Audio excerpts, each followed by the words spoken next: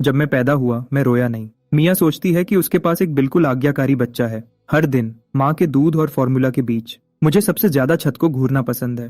पहले मिया सोचती है कि उसका बच्चा बस शर्मीला और चुपचाप है। उसे नहीं पता कि मैं क्यों खो जाता हूँ, क्योंकि मेरे दिमाग में एक सिस्टम इंटरफेस है जो मुझे हमेशा बदलने के लिए कहता रहता है। एक बॉटल दूध पीने के बाद इंटरफेस दिखाता है कि मेरी एनर्जी बार पूरी भरी है, लेकिन फिर एक नया अलर्ट इंटरफेस पे चमकता है और मेरा ध्यान खींचता है। पहला एवोल्यूशन खुल गया है, कृपया एक एवोल्यूशन का रास्ता चुनें।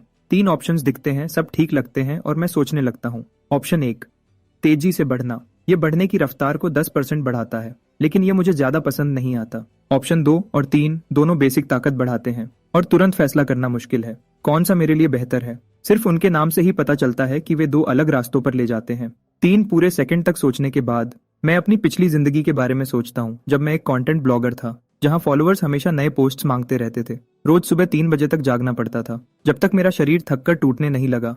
तब मुझे समझ आया कि एक मजबूत और सेहतमंद शरीर ही सब कुछ की बुनियाद है। तो मैं अपना दिमाग इंटरफेस पे लगाता हूँ और ह्यूमन बीस्ट एवोल्यूशन का रास्ता चुनता हूँ। मेरी फिजिक की ताकत 2 हो जाती है और मैं तुरंत अपने शरीर में बदलाव महसूस करता हूँ। मेरी सांस गहरी और ठीक हो जाती है, मेरा दिमाग तेज हो जाता है, नींद गायब हो जाती है और फिर मेरा पेट पहले से भी ज्यादा जोर से गुर्राता है। लेकिन जो चीज मुझे सच में हैरान करती है वह मेरी आंखों की रोशनी है। अब मैं साफ साफ देख सकता हूँ। कमरे के उस पार एलसीडी स्क्रीन पर चल रही न्यूज। मैं आंखें फाड़कर स्क्रीन को घूरता हूँ और बिना सोचे अपनी छोटी मुट्ठी अपने मुंह में डाल लेता हूँ। मैं खुशी खुशी चबाता रहता हूँ, लेकिन जैसे ही मैं पूरा खो जाता हूँ, स्क्रीन अंधेरी हो जाती है। मिया ने उसे बंद कर दिया है। वह मेरी गीली उंगलियां भी मेरे मुंह से निकाल देती है। वह हैरान है, 1 हफ्ते का बच्चा सच में टीवी कैसे देख सकता है। वह मुझे ध्यान से देखती है और देखती है कि मेरी आंखें अजीब तरह से चमकदार और चौकन्नी है। वह मुझे उठाती है और स्क्रीन से दूर ले जाती है। जाते हुए कहती है, बच्चों के लिए टीवी नहीं, इससे तुम्हारी आंखों को नुकसान होगा। अंदर से मैं चिल्ला रहा हूँ, मुझे देखना है, मेरी आंखें बिल्कुल ठीक हैं। मिया सोचती है कि मना करने पर मैं रोने लगूंगा, लेकिन मैं सिर्फ मुंह बनाता हूँ। खड़ुश होकर वह झुककर मेरे गाल पर एक बड़ा किस करती है। मैं अपना चेहरा घुमा लेता हूँ, कुछ बोल नहीं पाता। 17 साल के दिमागी उम्र के साथ मैं इस तरह के प्यार से ज्यादा आरामदायक नहीं हूँ, लेकिन मिया मेरे मुंह घुमाने को हौसला समझती है और भी एक्साइटेड हो जाती है। क्या मेरा बच्चा चाहता है कि मम्मी दूसरे गाल पर भी किस करे? और वह एक और किस करने लगती है। तभी मुझे बहुत तेज भूख लगती है। मैं अपना मुंह खोलता हूँ और 2 बार रोने की आवाज निकालता हूँ, फिर चुप हो जाता हूँ और सब्र से इंतजार करता हूँ जब मिया फॉर्मूला बनाती है। पिछले कुछ दिनों से मैंने और मिया ने अपना एक अलग सिस्टम बना लिया है। बिना आंसू के रोना मतलब मैं भूखा हूँ। अगर मुझे डायपर बदलना हो तो मैं रोते हुए अपना डायपर खींचता हूँ। एक बच्चा जो अपनी जरूरतें इतनी साफ साफ बता सके, सबको बहुत सारी उलझन से बचाता है और माँ के लिए जिंदगी बहुत आसान बना देता है। मिया फॉर्मूला हिलाती है और चैन की सांस लेती है। काश कोको को पालना भी इतना आसान होता। उस नाम को सुनकर मेरा गाल फड़कता है और मेरा चेहरा थोड़ा सख्त हो जाता है। मिया मुस्कुराते हुए बॉटल मेरे हाथों में देती है। अच्छा मेरे छोटे, अपनी बहन का नाम सुनकर ऐसा चेहरा क्यों बनाया? मैं कुछ नहीं कहता और निपल पकड़ लेता हूँ। थोड़ी देर में बॉटल खाली हो जाती है, लेकिन मुझे अभी भी तसल्ली नहीं होती। मैं अपने मुंह पर थपकी मारता हूँ और एक और बार रोता हूँ। सिर्फ एक बार में दूसरी बॉटल खत्म करने के बाद मैं दूध वाली डकार लेता हूँ, क्योंकि मेरी भूख बढ़ती जा रही है। एनर्जी बार हर दिन 2% बढ़ती है। इस रफ्तार से मैं 1 महीने के अंदर अपना दूसरा एवोल्यूशन कर लूंगा। तभी 7 या 8 साल की एक लड़की उछलती हुई दरवाजे से अंदर आती है। उसकी स्कूल यूनिफॉर्म की स्कर्ट पूरी सिकुड़ी हुई है, उसकी सफेद घुटने तक की सॉक्स मिट्टी से भरी हैं और उसने छोटे लाल चमड़े के जूते पहने हैं जो हर कदम पर फर्श पर जोर से आवाज करते हैं। मिया उसे एक नजर देखती है और घूरती है। इस बार किस क्लासमेट से लड़ी तुम? लड़की गर्व से अपनी ठोड़ी ऊपर करती है। मैं सुधर रही हूँ, आज मैंने 2 से लड़ाई की। मिया किचन में वापस काम करने लगती है। पूरे समय अपनी बेटी को डांटती रहती है। कोको गुस्से से मुंह बनाती है लेकिन कुछ नहीं कहती। उसकी आंखें कमरे में घूमती रहती हैं। फिर वह मुझे देखती है जो उसे घूर रहा हूँ। मैं मुस्कुरा रहा हूँ, लेकिन ये ऐसी मुस्कान है जिसमें थोड़ा मजाक है। एक छोटी हंसी हंसती है, अपने छोटे दांत दिखाती है, फिर मेरी तरफ मुट्ठी हिलाती है, साफ चेतावनी के पीछे हट जाओ। तभी मार्कस अंदर आता है। वह मुझे उठाने के लिए बढ़ता है, लेकिन मिया उस पर सिगरेट की बू से नाक सिकोड़ती है। कोई और रास्ता न होने पर वह अपनी आस्तीन ऊपर करता है और मदद करने किचन में चला जाता है। थोड़ी देर में पूरा परिवार रात के खाने के लिए साथ बैठता है। खाने के बीच में मार्कस फ्रिज खोलता है, फ्रीजर में हाथ डालता है, कुछ छोटी चीजें निकालता है जो कैंडी जैसी लगती हैं। मैं सोचता हूँ कि ये बिल्लियों के लिए ट्रीट्स हैं, लेकिन मार्कस एक मिया के बोल में, कोको के बोल में, बिल्ली की प्लेट में और अपने में डालता है, हर एक को एक पीस। कोको गुस्से में अपनी चॉपस्टिक्स पटकती है। मैं ये नहीं खाऊंगी, इसका स्वाद बहुत खराब है। तुम्हें यह हफ्ते में 1 बार मिलता है और तुम शिकायत कर रही हो? क्या तुम्हें लगता है कि तुम इसके बिना वह लड़ाइयां जीत सकती हो? कोको एक पल के लिए रुक जाती है, मार्कस की बात सुनती है। वह अपनी नाक सिकोड़ती है, उलझी हुई। वह अपनी आंखें बंद करती है और उसे जबरदस्ती खा लेती है। मैं जानने के लिए बेचैन हूँ कि वह कैंडी जैसी चीज असल में क्या है। बाद में जब मैं मार्कस और मिया को बात करते सुनता हूँ तब मुझे पता चलता है कि इसे क्रिस्टल बी जेली कहते हैं। वह ऐसे शब्द बोलते हैं जो मुझे अभी पूरी तरह समझ नहीं आते और मैं अपने चेहरे पर हैरानी छुपाने के लिए अपनी बोतल ऊपर उठाता हूँ। ये दुनिया, लगता है जितना मैंने सोचा था उससे कहीं ज्यादा राज छुपा रखी है। 1 महीना गुजर जाता है। मैंने देखा कि एनर्जी बार पूरी भर गई है और मेरा दूसरा एवोल्यूशन शुरू हो गया है। फिर से ऑप्शंस। इस बार मैं साइफॉर्म एवोल्यूशन का रास्ता चुनता हूँ। जैसे ही मेरी दिमागी ताकत 1 पॉइंट बढ़ती है मुझे लगता है कि मैं मर जाऊंगा। मुझे लगता है कि मेरे आसपास समय धीमा हो गया है और ज्यादा ठीक से कहूँ तो मेरी अपनी सोच अचानक तेज हो गई है। पिछले पूरे 1 महीने की यादें मेरे दिमाग में बहुत तेज रफ्तार से चमकती हैं। मैं अभी भी समझने की कोशिश कर रहा हूँ कि क्या बदला है जब मिया मुझे उठाती है और मुझे जमीन पर रखती है जहाँ एक बड़ा लाल कपड़ा बिछा है। कपड़े पर हर तरह की छोटी चीजें रखी हैं। रिवाज के मुताबिक बच्चे के पहले महीने में ग्रैब सेरेमनी होती है। बच्चा जिस चीज को पकड़ता है उससे उसके भविष्य के काम का पता चलता है। मैं कपड़े पर घुटने टेकता हूँ, कुछ भी पकड़ने और इसे खत्म करने के लिए तैयार। तभी अचानक सिस्टम इंटरफेस, एक नया मॉड्यूल क्लास इंटरफेस शुरू करता है। जैसे ही मैं कपड़े पर रखी चीजों को वापस देखता हूँ, हर एक के ऊपर एक करियर का नाम तैरता है। पहले एक कीबोर्ड पैनल। इंटरफेस इसे कंटेंट ब्लॉगर बताता है। कम वेतन, बर्नआउट से मरने का ज्यादा खतरा, फॉलोअर्स से हमेशा अपडेट्स की मांग। मैंने कीबोर्ड को दूर धकेल दिया और बाकी कपड़े को देखता हूँ। ऑप्शंस हर जगह हैं, कुछ बहुत खतरनाक हैं। मैं एक छोर से दूसरे तक रेंगता हूँ ढूंढते हुए, जब तक मेरी आंखें 3 चीजों पर नहीं रुकती। Sniper, explorer, striker. जैसे ही ये 3 क्लासेस मेरे दिमाग में आती हैं, मैं अपने ह्यूमन बीस्ट एवोल्यूशन के रास्ते के बारे में सोचता हूँ। सिर्फ स्ट्राइकर बनकर और लड़ाई की कला में माहिर होकर क्या मैं अपनी फिजिक की ताकत का सबसे ज्यादा फायदा उठा सकता हूँ? तो मैं चारों हाथ पैरों से बॉक्सिंग ग्लव की तरफ बढ़ता हूँ और उसे अपनी बाहों में खींच लेता हूँ। एक चमकदार मुस्कान देता हूँ। क्लास इंटरफेस दिखता है, primary class, striker loaded. Class interface अभी खाली है लेकिन अंदर से मैं उत्साह से भरा हूँ। अब तक मेरा इवोल्यूशन का एक ही तरीका था, बहुत ज्यादा खाना खाना। लेकिन मैं इस बात से बंधा हूँ कि एक बच्चे का पेट कितना खा सकता है, जिसका मतलब है ज्यादा से ज्यादा हर महीने एक एवोल्यूशन। अब क्लास इंटरफेस के साथ मैं इसके ऊपर स्किल्स भी सीख सकता हूँ, एक ही समय में इवॉल्व करना और मेहनत करना। ये सोच ही मुझे मुस्कुरा देती है। सेरेमनी के बाद मैं क्लास स्किल्स कैसे हासिल करूं ये सोचने लगता हूं। स्ट्राइकर ट्रेनिंग तब तक इंतजार करना पड़ेगा जब तक मैं ठीक से दौड़ और कूद नहीं सकता। क्लास इंटरफेस में जो बर्स्ट और एजिलिटी कोएफिशिएंट्स दिए हैं वह शायद तभी काम करेंगे जब एक मजबूत फिजिक की बुनियाद हो। उन्हें काम करने के लिए वह बुनियाद चाहिए। वैसे भी अभी सबसे पहली चीज मेरी फिजिक को बढ़ाना है, तो अगले 1 महीने के लिए मैं पूरी तरह दूध पीने में लग जाता हूँ। हर दिन या तो माँ का दूध या बॉटल के बाद बॉटल फॉर्मूला। जल्दी ही जैसे ही एनर्जी बार बढ़ती रहती है मैं अपना तीसरा एवोल्यूशन करता हूँ। इस बार मैं बिना सोचे ह्यूमन बीस्ट चुनता हूँ। एक बार जब मेरी फिजिक काफी मजबूत हो जाती है, एक बच्चे का शरीर एक शेर की ताकत रखेगा, अपनी रक्षा करने में सक्षम और धोखा देने वाला, मासूम दिखने वाला। कोई नहीं सोचेगा कि एक बच्चा जो अभी भी डायपर में है असल में एक स्ट्राइकर है। मेरी फिजिक की ताकत अब 3 पर है। मुझे अपने पैरों में कच्ची ताकत महसूस होती है। मैं दोनों हाथ पालने की रेलिंग पर रखता हूँ और धीरे धीरे खुद को सीधा खड़ा करता हूँ। मिया ठीक उसी पल बेडरूम में आती है। ओह मेरे भगवान, बच्चा खुद से खड़ा हो गया। वह हैरानी से खुश हो जाती है। उसे यकीन नहीं होता कि उसका 2 महीने का बच्चा पहले ही खड़ा होना सीख गया है। कितना होशियार। वह खुश होती है, मुझे पकड़ने के लिए हाथ बढ़ाती है, कहीं मैं गिर न जाऊं।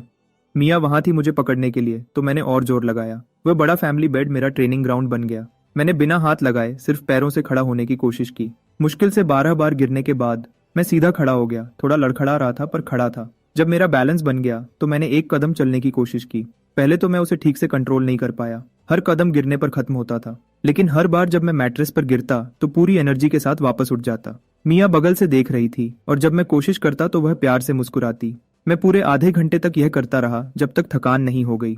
जब मेरा स्टेटस 45% हो गया तो मैं मैट्रेस पर गिर गया और कुछ ही सेकंड्स में बेहोश हो गया। तीसरी एवोल्यूशन से मेरी आवाज की नलियां लगभग पूरी तरह डेवलप हो गई हैं। मैं अब आखिरकार बोलना सीख सकता था। ये क्या है बेबी? लॉयर। सही कहा।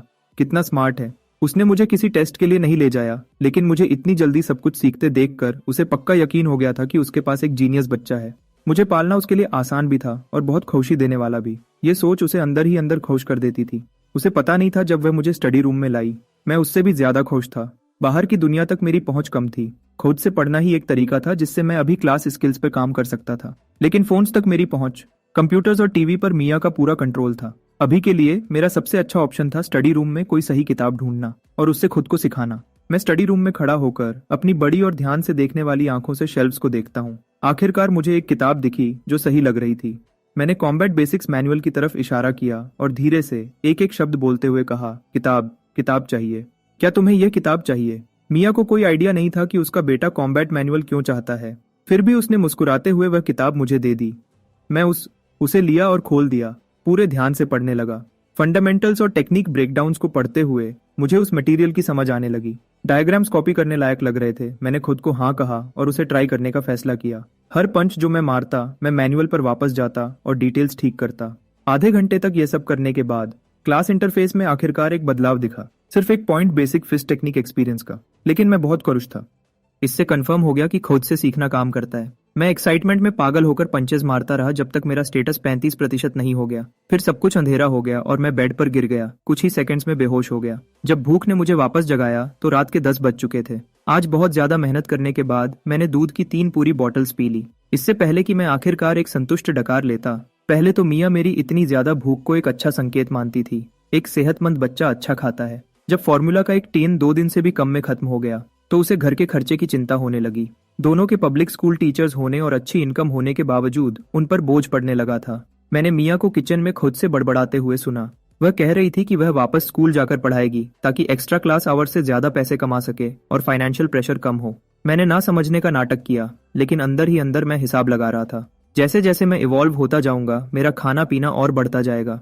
क्या होगा जब फैमिली मेरा खर्चा नहीं उठा पाएगी? मुझे और पैसे कमाने का कोई तरीका ढूंढना होगा। माना कि 3 महीने से कम के बच्चे के लिए घर के खर्चों के बारे में सोचना थोड़ा जल्दी है। मैं अभी इस बात को छोड़ देता हूँ। हो सकता है अगले महीने स्कूल जाने से कुछ आइडियाज मिल जाएं। अगली शाम पूरा परिवार डिनर के लिए इकट्ठा हुआ। मार्कस अच्छी खबर लाया। स्कूल ने उसे एडवांस्ड क्लास पढ़ाने के लिए ट्रांसफर कर दिया है। इस पोजीशन के साथ उसकी इनकम बहुत बढ़ जाएगी और उसके करियर के मौके भी। मार्कस ने टेबल पर एक बियर खोली और मुस्कुराते हुए पी। यह सच में सबके लिए अच्छी खबर थी। फिर मिया ने अनाउंस किया कि वह जल्दी स्कूल वापस जा रही है, घर पर फाइनेंशियल प्रेशर कम करने में मदद करने के लिए। मिया ने जो घर के खर्चों का रिकॉर्ड रखा था, उसे देखने के बाद मार्कस ने न चाहते हुए भी हाँ कर दी। फिर उसने कहा, मैं जियोलॉजिकल सर्वे ब्यूरो में भी एक एप्लीकेशन दूंगा। देखता हूं अगर मैं इतना लकी हुआ कि मुझे एको रेल्म में जाने का एक और पास मिल जाए। एको रेल्म पास। यह दूसरी बार था जब मैंने यह शब्द सुने थे। 3 महीने के बच्चे की इंस्टिंक्ट्स के साथ मुझे लगा कि यह कोई बहुत खतरनाक जगह है। कोको उदास चेहरे के साथ बैठी थी। बड़ों की बातें चुपचाप सुन रही थी। उसकी समझ में आया कि उसका छोटा भाई बहुत ज्यादा खाता है और इसलिए उसे अब पॉकेट मनी नहीं मिलेगी। उसने अपना सर ऊपर किया और मुझे घूरा। इतना दूध पीने का क्या फायदा? तुम तो उसे पेशाब में निकाल देते हो। कभी पानी पीने के बारे में सुना है? मैं ना समझने का नाटक करता हूँ और उस पर सबसे खाली मुस्कान के साथ चमकता हूँ जो मैं दे सकता था। फिर मैंने अपने मुंह के कोने से लार पूंछी। और तुम्हें उसकी बुराई करने की हिम्मत कैसे हुई? मिया ने कोको को गुस्से से देखा। तुम हर मील में सिर्फ मीट से अपनी प्लेट भर लेती हो। मैं तुम्हें कहती रहती हूँ कि सब्जियां भी खाओ और तुम कभी नहीं सुनती। मुझे ताकत के लिए मीट चाहिए। मैं 2 क्लासमेट्स को और कैसे हराऊंगा? एक पल के लिए पूरी टेबल पर शोर मच गया और किसी तरह इस शोर ने डिनर को और गर्म बना दिया। 1 हफ्ते तक बेसिक्स की प्रैक्टिस करने के बाद मुझे आखिरकार असली कॉम्बैट ट्रेनिंग का पहला स्वाद मिला। मेरा स्पारिंग पार्टनर फैमिली की बिल्ली पंपकिन थी। जब से मैंने ट्रेनिंग शुरू की थी, पंपकिन बगल से देख रही थी। हैरानी की बात है, जब से मेरी दूसरी एवोल्यूशन ने 1 पॉइंट इंटेलिजेंस का बढ़ाया था, मुझे लगता था कि मैं बिल्ली की मियाओ में क्या कह रही है वो समझ सकता हूँ। पंपकिन ने मुझे कुछ बार मियाओ किया। मैं पूरी तरह समझ गया कि वह स्पार करना चाहती है। मैं पोजीशन में आ गया। पंपकिन मेरे सामने सीधी खड़ी हो गई। मुझे घूरते हुए एक लड़का, एक बिल्ली, साइज में एक जैसे, वजन में बराबर। मेरी आंखों में लड़ने का जज्बा जल रहा था। अगली सेकंड पंपकिन ने छलांग लगाई, सीधा मेरी तरफ आते हुए। मैं अपनी जगह पर खड़ा नहीं रह पाया और सीधा पीठ के बल गिर गया। पंपकिन मेरे ऊपर खड़ी थी। उसके दोनों अगले पंजे मेरी छाती पर दब रहे थे। हम एक दूसरे को घूर रहे थे। अजीब सा माहौल दोनों तरफ था। पंपकिन ने एक मियाओ की। ट्रांसलेशन: क्या तुम्हें सच में लगता है कि यह काम करेगा? क्या तुम खरुद को बचा भी सकते हो? मैंने कभी नहीं सोचा था कि एक स्ट्राइकर के रूप में मेरी पहली लड़ाई टोटल नॉकआउट में खत्म होगी। उसके बाद मैंने और भी ज्यादा ध्यान से ट्रेनिंग में खरुद को झोंक दिया, जब तक मेरी चौथी एवोल्यूशन ने मेरे फिजिक को फिर से बढ़ाया। मैं अब साफ हुक्स मार सकता था और सही फुटवर्क के साथ स्मूथ कॉम्बोज बना सकता था। मैंने स्किल पैनल को फिर से चेक किया। सिर्फ 6 महीने के बच्चे के लिए मैं सच में अपनी प्रोग्रेस से खुश था। इस रफ्तार से मैं 1 साल का होने से पहले लेवल 1 स्ट्राइकर बन जाऊंगा। अगर मैं आज फिस्ट टेक्निक EXP को 100 तक पहुंचा दूं, स्किल लेवल अप होने पर रिवॉर्ड्स मिलने चाहिए। मैं उसके लिए एक्साइटेड था। जिस पल मैंने बेसिक फिस्ट टेक्निक को लेवल 1 पर पहुंचाया, क्लास इंटरफेस पर तुरंत एक रिवॉर्ड नोटिफिकेशन आ गया। 3 फ्री एट्रीब्यूट पॉइंट्स। मैंने बिना सोचे समझे वह तीनों फिजिक में डाल दिए। बाहर से मैं अपनी उम्र के दूसरे बच्चों से थोड़ा ही लंबा दिखता था, लेकिन कपड़ों के नीचे मेरा शरीर सच में बना हुआ था। इतना खाने की वजह से मेरा बॉडी फैट थोड़ा ज्यादा था और रोज की तेज ट्रेनिंग से भी सिक्स पैक नहीं बने थे, लेकिन मेरे अंदर जो एनर्जी थी उसमें पहले से ही एक इंसानी जानवर जैसा एहसास था। मैं अब दोनों एवोल्यूशन पाथ्स की प्रोग्रेस देख सकता था। 11.05 के फिजिक्स स्टैट के साथ मुझे लगा कि 30% तक पहुंचने से juvenile human beast stage unlock हो जाएगा। आज की एक्स्ट्रा ट्रेनिंग खत्म करने के बाद मैं चुपचाप स्टडी रूम के दरवाजे पर गया और मिया को ऑनलाइन क्लास पढ़ाते हुए सुना। वाइदी वह एक क्लासिकल टेक्स्ट पढ़ा रही थी जिसका नाम पीच ब्लॉसम स्प्रिंग था। उसने टेक्स्ट को पढ़ना खत्म कर दिया था और अब उसके पीछे की कहानी बता रही थी। बसंत की हवा आड़ू के बगीचे से गुजर रही है, सब कुछ शांति में है। पीच ब्लॉसम स्प्रिंग पुराने जमाने में वॉइड में जाने के कुछ गिने चुने रास्तों में से एक था। उसकी असली जगह धरती पर नहीं है, वह कहीं बहुत दूर है जहां हम सोच भी नहीं सकते। वह आड़ू के बगीचे से एक अलग दुनिया के पुल के जरिए जुड़ा हुआ था। पुराने लोग वापस क्यों नहीं आ पाते थे? क्योंकि उन्होंने अभी तक उस अलग दुनिया के पुल को कंट्रोल करना नहीं सीखा था। आज नेशनल वॉइड एंट्रेंस नंबर 3 के जरिए कोई भी आसानी से पीच ब्लॉसम स्प्रिंग जा सकता है। मैं दरवाजे के पास खड़ा होकर चुपचाप सुनता हूँ तो यह है वॉइड, लेकिन एको रेल्म असल में क्या है? डिनर के बाद मार्कस ने मुझे और साफ जवाब दिया। वॉइड एक ऐसी जगह है जहां वक्त और जगह सब कुछ गड़बड़ है। एक कदम आगे बढ़ने से तुम पूरी तरह किसी और दुनिया में पहुंच सकते हो। सिर्फ कुछ सेकंड्स के लिए खड़े रहो और बाहर 100 साल गुजर चुके होंगे। एको रेल्म वॉइड के अंदर एक खास चीज है। ये वक्त और जगह के एक खास हिस्से की कॉपी है। मानो तुमने घर पर एक दिन बिताया तो वॉइड उस दिन को कई बार कॉपी कर देता है। कॉपी सिर्फ एक कॉपी है, लेकिन उसमें सब कुछ असली है। बाहर के लोग एको रेल्म्स में रास्तों से घुसते हैं ताकि रिसोर्सेज जमा कर सकें। सीधे शब्दों में यह एक गेम में डंजन चलाने जैसा है। मार्कस ने बात खत्म की और देखा कि मैं अभी भी सोच रहा हूँ। क्या तुम्हें सच में यह सब समझ आया? मैंने गंभीरता से सर हिलाया, लेकिन अगले ही सेकंड मेरा चेहरा रुक गया। डैड, क्या होगा अगर हम ही कॉपी हैं? मार्कस सच में हैरान दिखा। उसके बेटे को न सिर्फ एक्सप्लेनेशन समझ आया, बल्कि वह खुद ही बातों को जोड़ रहा था। मार्कस हंसा और समझाया, कॉपी की हुई जिंदगियां जैसे ही अपने एको रेल्म से बाहर निकलती हैं, वह खत्म हो जाती हैं। हमारी दुनिया के लोग वॉइड में आजादी से घूम सकते हैं, तो हम कॉपीज नहीं हो सकते। थोड़ी देर बाद मार्कस ने देखा कि मैंने अपनी रोज की ट्रेनिंग शुरू कर दी है। उसने मुझे कुछ देर पहले भी देखा था, कॉम्बैट मैनुअल पढ़ते हुए। जैसे जैसे मैं पढ़ता, मूव्स कॉपी करता, हर टेक्निक पर खुद से काम करता। लेकिन आज जैसे ही वह जाने के लिए मुड़ा, जो कॉम्बिनेशन मैं कर रहा था, उसने मार्कस को वहीं रोक दिया। वह वापस मुड़ा और अपनी आंखें मुझ पर गाड़ दी। डैड, क्या हुआ? मैंने उसके चेहरे पर अजीब सा एक्सप्रेशन देखा और ट्रेनिंग रोककर पूछा। कुछ नहीं, मार्कस ने कहा। उसकी मुस्कान थोड़ी रूखी थी। तुम टेक्निक्स बहुत जल्दी सीख रहे हो। फिर उसने सर हिलाया जैसे कोई फैसला कर रहा हो। कल से जब तुम्हारी बहन स्कूल से वापस आएगी तो मैं तुम दोनों को साथ में ट्रेन करूंगा। मैं बहुत खुश था। आखिर मार्कस एक पीई टीचर था। कोको दूसरी तरफ उतनी एक्साइटेड नहीं दिखी। अगली शाम मार्कस ने कोको को फिटनेस रूटीन शुरू करवाया।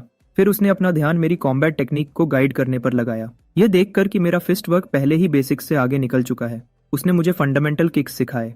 उसने हर मूव को स्टेप बाय स्टेप समझाया। मैं कॉपी करते हुए मूव बाय मूव उसके साथ चलता रहा, लगातार डिटेल्स को ठीक करता रहा। धीरे धीरे यह नेचुरल लगने लगा। फिर मेरे सामने एक नया इंटरफेस नोटिफिकेशन दिखा।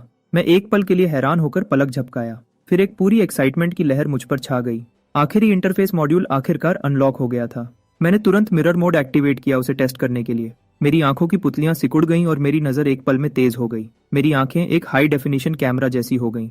मार्कस जो भी मूव दिखाता है, मैं उसके हर डिटेल को ध्यान से देखता हूँ, कॉपी करता हूँ और ठीक करता हूँ। हर बार प्रैक्टिस करने से मेरी टेक्निक और साफ होती जाती है। मार्कस को लगने लगता है कि उसके बेटे में कुछ अलग है। कुछ देर पहले तक उसके बेटे को सुधार की जरूरत थी, इसलिए उसे करना पड़ा। छोटे मोटे बदलाव यहाँ वहाँ। अब अचानक हर एक मूव बिल्कुल सही है। अपने बहुत ही खास बेटे को देखते हुए मार्कस ने धीरे से एक लंबी सांस छोड़ी। जब उसने और मिया ने दूसरा बच्चा करने का सोचा था, उन्होंने बस एक शांत बच्चे की उम्मीद की थी, कोको जैसा बिल्कुल नहीं। लेकिन उसकी जगह उन्हें एक प्रतिभाशाली बच्चा मिला। 1 महीने में ही उसकी आंखों की रोशनी पूरी तरह से डेवलप हो गई थी। रेंगना, खड़ा होना, चलना, सब कुछ उसने खुद ही किया। 2 महीने में ही वह बोलने लगा था। 3 महीने तक वह दौड़ने, कूदने और खुद ही लड़ने की टेक्निक्स सीखने लगा था। मार्कस ने नेशनल प्रोडिजी डेवलपमेंट एक्ट के बारे में देखा और पेरेंट्स को मिलने वाला 10 मिलियन युआन का सपोर्ट ग्रांट ले लिया। उसका दिमाग चलने लगता है। जब मुझे पता चलता है कि प्रोडिजी माने जाने पर 10 मिलियन का ग्रांट मिलता है, तो मैंने मार्कस को तुरंत मेरा नाम लिखवाने के लिए कहा। हमने एप्लीकेशन ऑनलाइन सबमिट की, लेकिन आखिर में, क्योंकि मैं मिनिमम एज रिक्वायरमेंट तक नहीं पहुंचा था, जो कि 2 साल थी, एप्लीकेशन रिजेक्ट हो गई। मार्कस मुझे इसके बारे में टेंशन न लेने को कहता है। एक नेशनल लेवल के प्रोग्राम के स्टैंडर्ड्स बहुत हाई होते हैं। अगर हम क्वालिफाई नहीं करते तो ठीक है, लेकिन मैं ये मानने को तैयार नहीं था। मैंने मार्कस से 5 टेराबाइट्स का स्टडी मटेरियल डाउनलोड करवाया और अपने दिन घर पर मिरर मोड में पूरी ताकत से EXP ग्राइंड करते हुए बिताए। यह सब उस 10 मिलियन के ग्रांट के लिए। उस शाम वीकली सप्लीमेंट का टाइम आ गया। मिया ने फ्रिज से क्रिस्टल बी जेली के 4 टुकड़े निकाले। जैसे ही वह उन्हें देने लगी, मैं बोला, माँ, क्या मैं भी थोड़ा ले सकता हूँ? शायद इसलिए कि मेरे सारे दांत आ चुके थे और मैं मछली और मीट ठीक से खा रहा था। मिया ने मुझे अपना एक टुकड़ा दिया। ये चीज सच में उतनी ही खराब थी जितना कोको ने बताया था। मिया ने एक छोटा टुकड़ा काटा और उसे गर्म पानी में घोला, और जो खुशबू उठी वह बिल्कुल ही अलग थी। लेकिन एवोल्यूशन के लिए मैंने खुद को तैयार किया, चेहरा पक्का किया, सांस रोकी। मैंने इसे कड़वी दवा के शॉट की तरह पी लिया। जब यह पूरा अंदर चला गया तभी मैंने दोबारा सांस लेने की हिम्मत की। पहले तो कीड़े की बदबू मेरे मुंह में फैल गई और मुझे उल्टी आने लगी। फिर एक गर्मी की लहर मेरे गले से नीचे उतरी और यह बहुत अच्छा लगा। इंटरफेस ने मुझे एनर्जी बार बढ़ने की जानकारी दी और वह नंबर देखकर मैं हैरान रह गया। क्रिस्टल बी जेली का एक पूरा टुकड़ा 10 ग्राम का होता है। मैंने 1 ग्राम से भी कम लिया था और एनर्जी बार 2% बढ़ गया। 1 ग्राम पूरे 1 दिन के फॉर्मूला के बराबर था। वॉइड से आया हुआ खाना सच में कुछ अलग ही है। अगले 2 हफ्तों तक मैंने पूरा ध्यान किक्स और फुटवर्क पर दिया। पूरे समय मिरर मोड चलता रहा। मेरी किक टेक्निक और फुटवर्क दोनों लेवल 1 तक बढ़ गए। इन दोनों लेवल अप से मुझे कुल 6 फ्री एट्रीब्यूट पॉइंट्स मिले। इस बार मैंने उन सबको फिजिक में नहीं डाला। टैलेंट इंटरफेस में मिरर मोड के नोट को देखते हुए उसमें लिखा था कि बेहतर मिररिंग रिजल्ट्स के लिए मेंटल पावर बढ़ानी होगी। तो मैंने इंटरफेस खोला और सारे 6 पॉइंट्स मेंटल में डाल दिए। एहसास तुरंत हुआ जैसे मेरे सर पर बर्फ का पानी डाल दिया हो, हड्डियों तक ठंडा। मेरी खोपड़ी सुन्न हो गई, मेरे माथे की नसें उभरने लगी। मेरा दिमाग ऐसा लग रहा था जैसे फट रहा हो। लेकिन जब मैंने दोबारा आंखें खोली तो पूरी दुनिया और तेज दिखने लगी। मैंने टेस्ट की तरह मिरर मोड एक्टिवेट किया। मैंने मास्टर जिंजर की मियाऊ की आवाज की नकल करना शुरू किया। मास्टर जिंजर ने अपना सर झुकाया। मैंने तुरंत उस आवाज की नकल की। उसका मोटा चेहरा लटक गया। उसके चेहरे पर सब कुछ दिख रहा था। ये 2 पैरों वाला जीव मेरी आवाजों की नकल कर रहा है और ये बिल्कुल भी अच्छा नहीं है। वह मुड़ा और चला गया। लेकिन तभी मेरे इंटरफेस में एक टेक्स्ट की लाइन दिखी। मिरर मोड एक्टिवेट करने और मास्टर जिंजर की कुछ आवाजों की नकल करने के बाद मैंने किसी तरह बिल्ली की भाषा अनलॉक कर ली थी। मास्टर जिंजर के साथ आधे घंटे की बातचीत के बाद बीस्ट स्टंग फिलाइन स्किल को 2 EXP पॉइंट्स मिले। परेशानी ये है कि मास्टर जिंजर एक अच्छा टीचर नहीं है। वह बार बार वही कुछ फ्रेजेस दोहराता रहता है, बिल्कुल भी उत्साह के बिना। सोचता हूँ अगर मैं बेसिक PSI फॉर्म को पूरी तरह से इवॉल्व कर लूँ तो क्या मुझे सीधे थॉट्स भेजने की एबिलिटी मिल जाएगी अपनी डेली ट्रेनिंग के साथ। अब मेरा एक नया शौक है, बिल्लियों से बातें करना। समय तेजी से गुजरता है और गर्मियां आ रही हैं। स्प्रिंग फ्लू का प्रकोप कम हो गया है। हर जगह के पेरेंट्स ने चैन की सांस ली। जिन दिनों मिया की ऑनलाइन क्लासेस नहीं होती वह मुझे स्ट्रोलर में बैठाकर नेबरहुड में घुमाती है। उसकी उम्मीद है कि मैं अपनी उम्र के बच्चों के साथ थोड़ा सोशल टाइम बिताऊंगा। हर दिन घर पर बिल्लियों से बातें करने की बजाय वह अब चिंता करने लगी है। मैं स्ट्रोलर में बैठा हूँ और चुपचाप दूसरे बच्चों को उनके स्ट्रोलर्स में देखता हूँ। तभी एक छोटी लड़की अचानक रोने लगती है। एक लड़का भी उसके पीछे उतनी ही जोर से रोने लगता है। जो भी वजह हो, मुझे वह बहुत शोर शराबा करने वाले लगते हैं। कुछ माओं ने मुझे चुपचाप बैठे हुए देखा, न रोता हुआ, न परेशान होता हुआ, न ही अपनी उंगलियां चबाता हुआ। वह मिया की तारीफ करती हैं, तुम्हारा बच्चा कितना अच्छा है, कितना समझदार है। अगर मेरा बच्चा भी ऐसा होता तो मैं हर रात मुस्कुराते हुए सोती। मिया खुश हो जाती है। हर पेरेंट को अपने बच्चे की तारीफ सुनना अच्छा लगता है। उसने मुझे बाहर चुप रहने और न बोलने को कहा था, वरना रिएक्शन और भी ज्यादा हो सकता था। तभी एक माँ बोलती है, इस बच्चे की आंखें कितनी तेज हैं, क्या तुमने इसकी इंटेलिजेंस टेस्ट करवाई है? ये एक प्रोडिजी हो सकता है, तुम्हें पता है।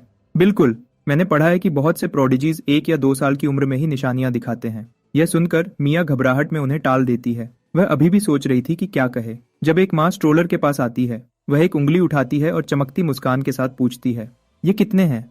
सही जवाब दो और आंटी तुम्हें टॉफी देगी। सब मेरे जवाब का इंतजार करते हैं। आखिर एक बच्चे के लिए जो मुश्किल से 6 महीने का है, सवाल समझना और कुछ शब्द भी बोलना एक खास इंटेलिजेंस का सबूत होगा। मैंने क्यूरियस भीड़ को पूरी तरह से इग्नोर किया और अपना चेहरा एक आवारा बिल्ली की तरफ किया जो फूलों की क्यारी के पास बैठी थी।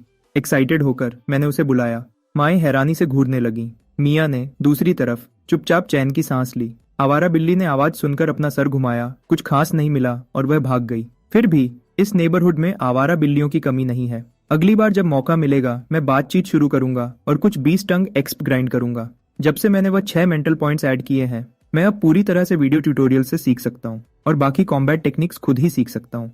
स्ट्राइकर क्लास को लेवल अप होने के लिए बस 21% और एक्सपी चाहिए। मुझे बहुत उत्साह महसूस होता है। मैं ये जानने का इंतजार नहीं कर सकता कि अगला लेवल क्या रिवॉर्ड्स और इफेक्ट्स लाएगा। अगले कुछ दिनों में मैं दिन में 3 ट्रेनिंग सेशंस करता हूँ और इंटरफेस के नंबर्स को लगातार देखता रहता हूँ। 2 हफ्तों बाद दिल तेजी से धड़कते हुए मैंने क्लास इंटरफेस खोला।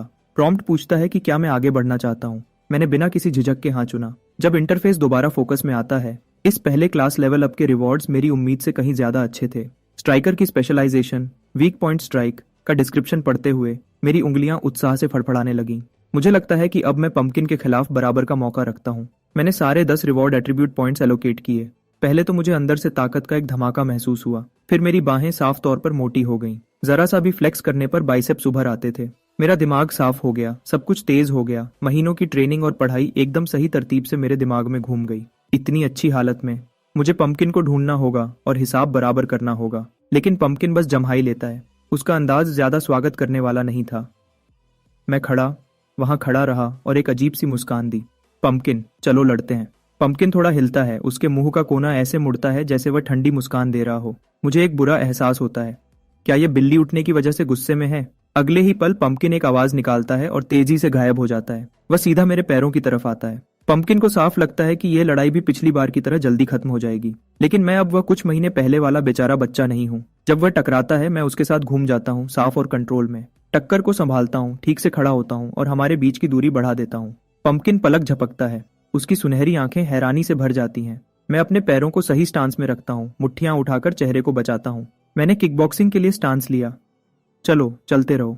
पंपकिन दोबारा तेजी से गायब होता है। हमला दोबारा आता है। इस बार मियाओ बराज पूरी स्पीड से, पंजे अंदर किए हुए, अपने नरम पंजों को मुट्ठियों की तरह इस्तेमाल करते हुए वह लगातार हमला करता है। मैं उससे सीधे नहीं टकराता। इसकी बजाय मैं अपने फुटवर्क पर काम करता हूँ, चक्कर लगाता हूँ और मौके का इंतजार करता हूँ। पंपकिन की स्पीड बहुत ज्यादा है, ऊपर से वह पूरा कंट्रोल में लगता है। जैसे ही वह हवा में उछलता है, लड़ाई को एक ही फैसले वाले झपट्टे से खत्म करने के लिए मैं वीक पॉइंट स्ट्राइक एक्टिवेट करता हूँ और एक हाई किक मारता हूँ। वह सीधा पंपकिन के पेट पर लगता है। मेरा पैर लगने ही वाला होता है जब पंपकिन हवा में घूमता है और अपनी दिशा बदल देता है। बगल वाले सोफा पर गिरता है। वह अपना सर हिलाता है, सुनहरी आंखें हैरानी से बड़ी हो जाती हैं। इस 2 पैरों वाले जीव ने उसे सच में पीछे धकेल दिया। मैं उसके बगल में सोफा पर गिरता हूँ, जोर जोर से सांस लेते हुए। लड़ाई सिर्फ कुछ ही मिनट चली, लेकिन पूरी लड़ाई में जो फोकस मैंने बनाए रखा था उसने मुझे पूरी तरह से थका दिया था। इंटरफेस पर XP गेन। वह लड़ाई एक पूरे घंटे की इंटेंस ट्रेनिंग के बराबर थी। मैंने पंपकिन की तरफ उम्मीद भरी नजरों से देखा। तो क्या हम यह कभी दोबारा कर सकते हैं? जैसे मेरे पोटेंशियल को पहचानते हुए पंपकिन का अंदाज काफी नरम हो गया। वह धीरे से मियाऊ करता है जवाब में। मैं पंपकिन के पास दौड़ता हूँ और शुक्रिया अदा करने के लिए इज्जत से हाथ जोड़कर झुकता हूँ। समय तेजी से उड़ता है। जब तक मैं 9 महीने का होता हूँ मेरी हाइट 87 सेंटीमीटर हो जाती है, जो एक एवरेज 2 साल के बच्चे जितनी है। फिजिकल कैपेबिलिटी के मामले में मैं टीनेज बेंचमार्क को बहुत पहले ही पार कर चुका था। इस दुनिया में पेरेंट्स बच्चों के डेवलपमेंट पर बहुत ज्यादा ध्यान देते हैं और क्रिस्टल बी जेली मिलने की वजह से बहुत से बच्चे बहुत तेजी से डेवलप होते हैं। 1 साल का बच्चा जो चलता है और खुद खाना खाता है, यहाँ कुछ भी अनयूजुअल नहीं है। एक दिन मैं स्पार्कलिंग वाटर का एक कैन कोको के पास ले जाता हूँ। वह मुझे आते हुए देखती है और तुरंत अपनी आंखें छोटी कर लेती है। क्या चाहिए तुम्हें? ये तुम्हारे लिए है। मैं कैन आगे बढ़ाता हूँ।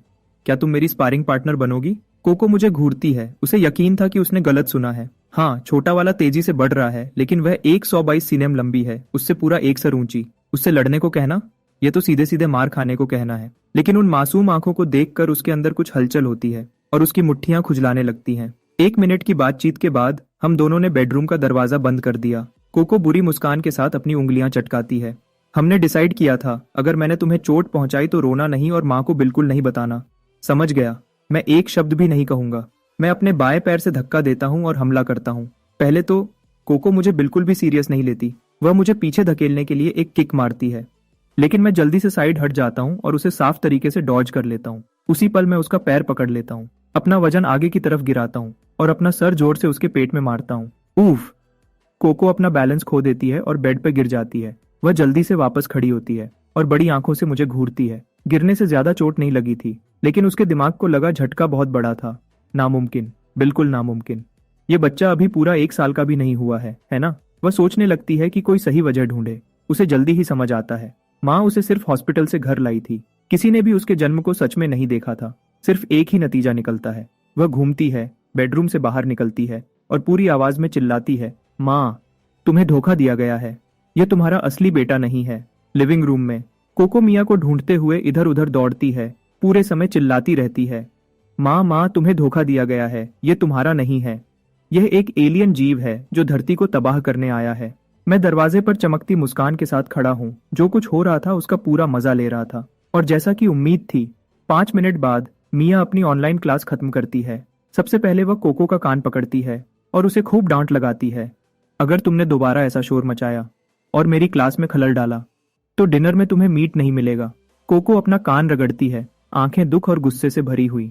माँ भी फिल्मों के उन साइड कैरेक्टर्स जैसी बन जाएगी जो हीरो पर कभी यकीन नहीं करते और आखिर में एलियन क्रीचर उन्हें खा जाता है। जब मिया को समझ आता है कि असल में क्या हुआ था, वह मार्कस को उसके वापस आते ही बताती है और इस तरह कोको और मेरी दूसरी राउंड की लड़ाई होती है। इस बार कोको अपनी पूरी ताकत से मुझ पर हमला करती है, उस एलियन क्रीचर को बेनकाब करने के लिए जो उसके सामने खड़ा था। मैं शांत रहता हूँ, हर मूव को पढ़ता हूँ और साफ तरीके से जवाब देता हूँ। उसकी टेक्निक में कमियां ढूंढता हूँ।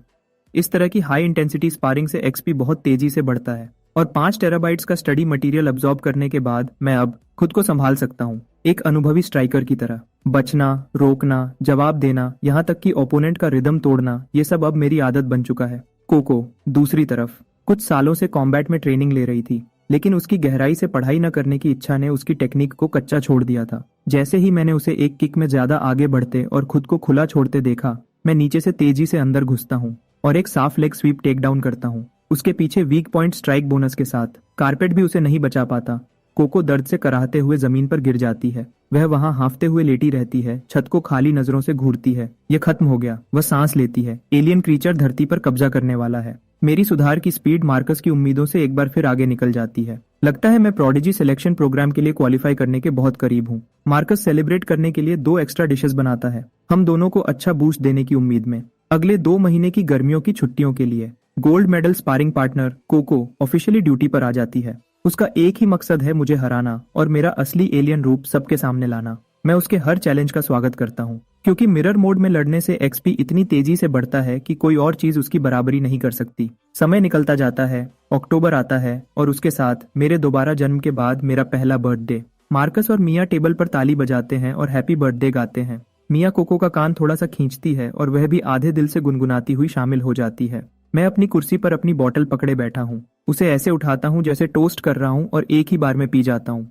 मैं अपनी आंखें बंद करता हूँ, एक विश मांगता हूँ और एक ही सांस में सारी मोमबत्तियां बुझा देता हूँ। गिफ्ट्स के लिए कोको अपनी पॉकेट मनी से एलियन 5 मूवी की आर्ट बुक खरीदती है और उसे मेरी तरफ सरका देती है। वह एलियन बेस की तरफ इशारा करती है और आमतौर पर पूछती है, घर पर वह मांस खाने वाले फूल खिल रहे हैं, क्या तुम वापस जाकर देखोगे नहीं? फिर मार्कस की बारी आती है। वह मुझे एक छोटी नीली बोतल देता है। यह कमर्शियल्स में दिखने वाले कैल्शियम सप्लीमेंट ड्रिंक्स जैसा लगता है, लेकिन जब मैं लेबल देखता हूँ उस पर लिखा था ग्रेड एक एसेंस टॉनिक। मार्कस मुस्कुराता है, इसे सीधा पियो, ये क्रिस्टल बी जेली से बेहतर अब्सॉर्ब होता है। मैं सबको शुक्रिया कहता हूँ और टॉनिक को एक ही बार में पी जाता हूँ।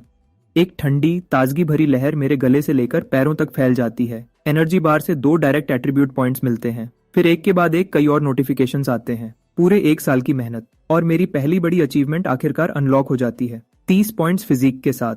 मैं अब एक फिजिकली एक्टिव एडल्ट मेल के बराबर हूँ। मैंने डिटेल्ड रिवॉर्ड डिस्क्रिप्शन खोला, मेरी सभी करंट टैलेंट स्किल स्पेशलाइजेशंस में। बीस्ट फॉर्म सबसे ज्यादा कॉम्बैट पावर बूस्ट देता है। फिर मैंने passive talent reward predator check किया। ये एक नॉन कॉम्बैट टैलेंट है, लेवल अप नहीं हो सकता लेकिन इन्फिनिटली स्टैक होता है। आगे से हर दिन की ट्रेनिंग प्रेडेटर टैलेंट के साथ मिलकर थकान और फिजिकल डैमेज से तेजी से ठीक होने का मतलब है। मैंने रिवॉर्ड स्क्रीन बंद की और अपनी नजरें अगले एवोल्यूशन माइलस्टोन पर टिकाई।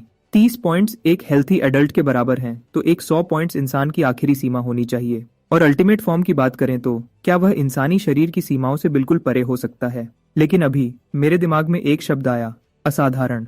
एक नए मकसद के साथ मुझे दोबारा से जोश महसूस होता है। पहला माइलस्टोन हो गया है, दूसरा कितना दूर हो सकता है। उस रात मैंने अपनी इवॉल्व्ड फिजिकल कैपेबिलिटीज का पूरा टेस्ट किया। मार्कस एक तरफ खड़ा सब कुछ अपने फोन पर रिकॉर्ड कर रहा है, चाहे वह ताकत हो, कूदना हो या 100 मीटर की दौड़ या फिर उसके बाद होने वाले इंटेलिजेंस टेस्ट्स। हर नतीजा प्रोडिजी सिलेक्शन प्रोग्राम के थ्रेशोल्ड से बहुत ऊपर आता है। मार्कस को मुश्किल से यकीन होता है कि उसका बेटा अभी सिर्फ 1 साल का हुआ है और उसने पहले ही प्रोग्राम की हर रिक्वायरमेंट पूरी कर ली है। वह तुरंत सारे एप्लीकेशन मटेरियल्स अपलोड कर देता है। हम मिया को बुलाते हैं और उसे बताते हैं कि एप्लीकेशन सबमिट हो गई है। फैमिली चुपचाप इंतजार में बैठ जाती है, ऑफिशियल जवाब का इंतजार करते हुए। जब हम सब सोच रहे थे कि ऑफिस बंद हो गया है और हमें कल तक इंतजार करना पड़ेगा, दरवाजे पर दस्तक होती है। क्या मिस्टर मार्कस घर पर हैं? मैं रजिस्ट्रेशन ऑफिस से हूँ। उसी पल इनबॉक्स में एक ईमेल आता है। ये कंफर्म करता है कि एक रिप्रेजेंटेटिव दरवाजे पर है। वह सीधे हमारे पास आए। ये तो बहुत तेज था। मार्कस विजिटर के क्रेडेंशियल्स चेक करता है उसे अंदर आने देने से पहले। विजिटर डायरेक्टर ग्रांट हैं, जो प्रोविंशियल डिपार्टमेंट ऑफ एजुकेशन के एडवांस टैलेंट डेवलपमेंट डिवीजन के डेप्यूटी डायरेक्टर हैं। जैसे ही दरवाजा बंद होता है, डायरेक्टर ग्रांट मार्कस और मिया के साथ एप्लीकेशन डिटेल्स देखते हैं, फिर पूछते हैं कि यंग काय कहाँ है। मार्कस एक सांस लेता है और बेडरूम का दरवाजा खोलता है। उसके बच्चे ने काफी देर तक लो प्रोफाइल रखा है। अब वक्त आ गया है कि वह दिखाए कि वह क्या है। डायरेक्टर ग्रांट अपने सामने बच्चे को देखते हैं जो तेजी से चलता है और साफ बोलता है। फिर अपने हाथों में फाइल पर वापस देखते हैं। 1 साल का। उसने बहुत से गिफ्टेड बच्चे देखे थे और सोचा था कि वह तैयार है, लेकिन अभी दुनिया थोड़ी अजीब लग रही थी। उसने मुझसे कई सवाल पूछे, मेरी आइडेंटिटी और अप्लाई करने के मेरे इरादे को कंफर्म करते हुए। फिर वह मेरी डिटेल्स रजिस्टर करने लगता है। जैसे ही रजिस्ट्रेशन पूरा होता है, वह अपने केस में हाथ डालता है और इलेक्ट्रॉनिक डिस्प्ले वाली एक स्मार्ट वॉच निकालता है। वह मुझे उसे पहनने को कहता है, लेकिन जैसे ही मैं ऐसा करता हूँ, मुझे पता चलता है कि मैं उसे उतार नहीं सकता। डायरेक्टर ग्रांट मुस्कुराते हैं और समझाते हैं, यह फोर्स लॉक एक सेफ्टी मेजर है। एक बार सिलेक्शन खत्म हो जाए तो यह अपने आप खुल जाएगा और बाद में इसे वापस ले लिया जाएगा। वह बोलना खत्म करता है और एंट्रेंस के पास रखी शू कैबिनेट की तरफ देखता है। पंपकिन, कैलिको बिल्ली उसके पीछे छुपी हुई थी और अजनबी को देख रही थी। जब अजनबी सीधे उसकी तरफ देखता है तो वह हैरानी से जम जाती है। डायरेक्टर ग्रांट आगे कहते हैं, आपने बताया था कि बच्चे में बिल्लियों से बात करने की एबिलिटी है। आप इस बॉन्डेड पेट को अपने साथ ला सकते हैं। यह सिलेक्शन के दौरान काम आ सकता है। 10 मिलियन के ग्रांट के लिए मिया मुझे रात भर प्राइवेट जेट में जिंगजो में प्रोडिजी सिलेक्शन बेस की तरफ ले जाती है। 2 घंटे बाद हम पहुंचते हैं। हमें एक डॉर्मेट्री में लाया गया। बिल्डिंग में अंधेरा था, लाइट्स ऑफ थे। मुझे लगा सब सो रहे होंगे, लेकिन जैसे ही हम अंदर कदम रखते हैं, हमें 2 बच्चे मिलते हैं, शायद 6 या 7 साल के, जो एक दूसरे के सामने खड़े थे। टेंशन साफ महसूस हो रही थी। एक कमर पर हाथ रखे खड़ा था, पानी की बोतल पकड़े हुए, और घमंड से बोलता है, मैं 5 मीटर तक पेशाब कर सकता हूँ, क्या तुम कर सकते हो? दूसरा बच्चा अपना मुंह सिकोड़ता है और नाक से 2 लंबी स्नॉट की धाराओं को वापस अंदर खींच लेता है। संतुष्टि से चबाते हुए वह जवाब देता है, मैं कच्चा स्नॉट खा सकता हूँ, एक बार में 2, इसे हरा कर दिखाओ। 2 छोटे जीनियसेस अपने टैलेंट्स दिखा रहे थे। कोई भी दूसरे से आगे नहीं निकल पाया। यह ड्रॉ था। उनके स्टैंड ऑफ के बीच में उन्होंने देखा कि कई लोग बिल्डिंग में आ चुके हैं। दोनों तुरंत भाग जाते हैं। डायरेक्टर ग्रांट जल्दी से बुलाते हैं, रुको, डॉक्टर वेंडी कहाँ हैं? कहीं बाहर गए हैं। और वह सेंटेंस पूरा होने से पहले ही गायब हो जाते हैं। मैं आसपास देखता हूँ। बाहर का एरिया एक मिलिट्री बेस है, अंदर प्रोडिजी सिलेक्शन बेस है।